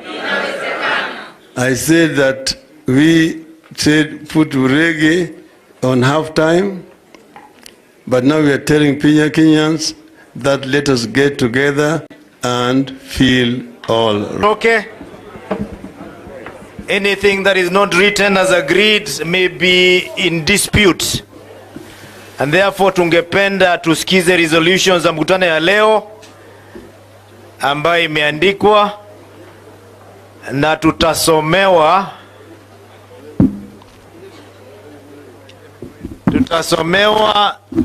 na Dr. Kilemi Mweria. Let us sanitize tafadhali.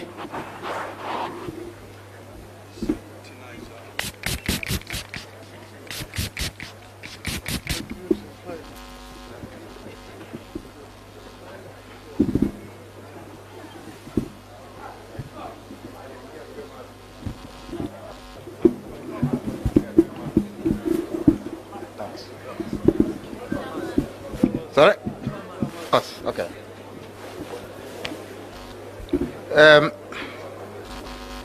Watu wa Mount Kenya Islamu jamboni.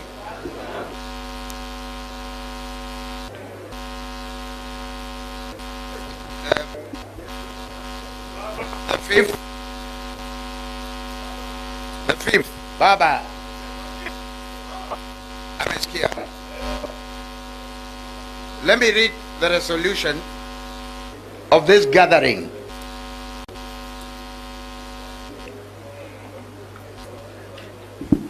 We, the leaders drawn from the counties of Meru, Embu, Tharaka, Nithi, have met on this 19th day of October 2021 in Chuka and agreed to unite our people on a political path that benefits our people and the Kenyan nation as a whole. We have deliberated on the unique problems facing our region, including lack of markets and low prices for agricultural produce, inadequate infrastructure marked by incomplete projects, insecurity, drought, rising poverty levels, boundary disputes, inadequate funds for development, and other unrelated programs including unemployment of youth, corruption, and tribalism.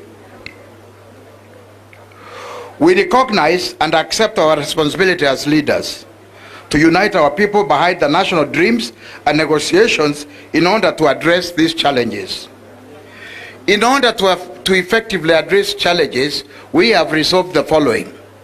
Number one, that we residents of Mount Kenya East resolve to live peacefully with Kenyans of the other 44 counties in one prosperous country. Secondly, that this can only be possible if we support a presidential candidate who supports for a united and prosperous Kenya. Therefore, we have resolved to support the Right Honorable Raila Odinga as the next President of the Republic of Kenya. As I read the resolutions, if after I read, could you please say inawezekana? Au itawezekana? That would support the Right Honorable Raila Amolo Odinga as the next President of the Republic of Kenya. that will support Raila Amolo Odinga because he has demonstrated to be a true patriot of Kenya. That this support is pegged on the commitment by the Right Honorable Raila Odinga to implement the principles of one man, one vote, one shilling, that our people believe will address the skewed resources allocation and development across the country. That we appreciate and support the working relationship between the Right Honorable Raila Odinga and His Excellency President Uhuru Kenyatta that has brought stability to the country, and we are keen to continue the path of stability and unity as a country.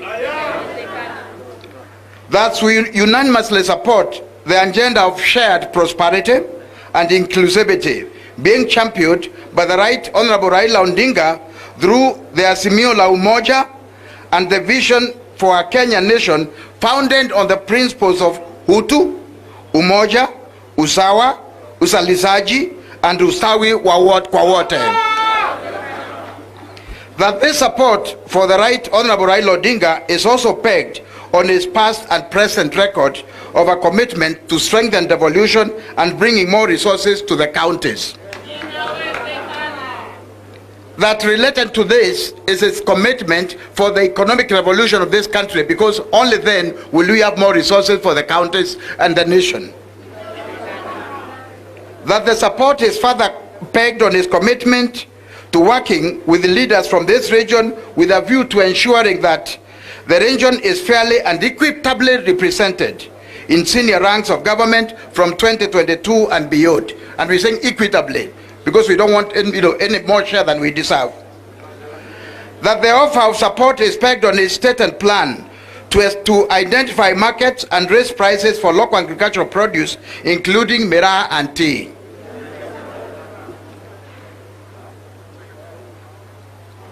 That this support is pegged on his commitment to lift our youth from poverty so they can live in dignity and not be misused by politicians and warlords as instruments to fight other Kenyans because they cannot survive on their own.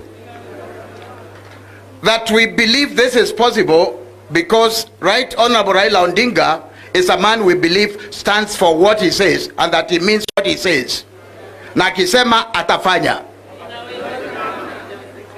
We therefore adopt this on behalf of Meru, Embu and Tharaka Nithi counties on this 19th day of October 2021. As many of this opinion say aye, asanteni sana.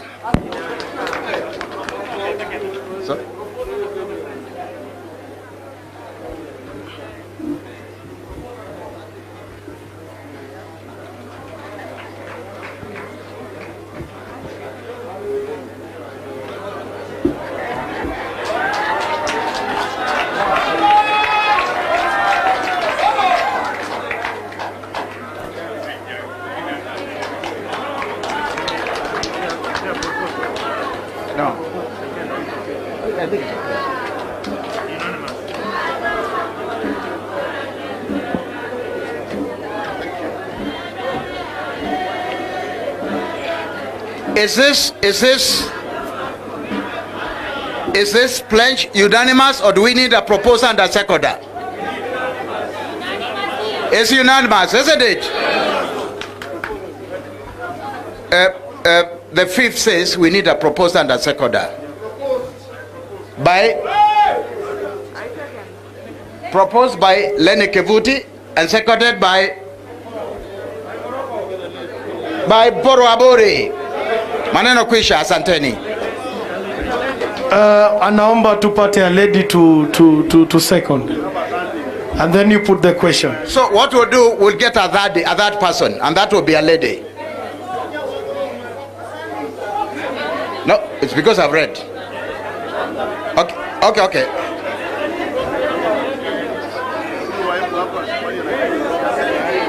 Tharaka Nithi. Your name? The name? It's done. So, a youth. We get a youth. A youth from Tharaka. Okay.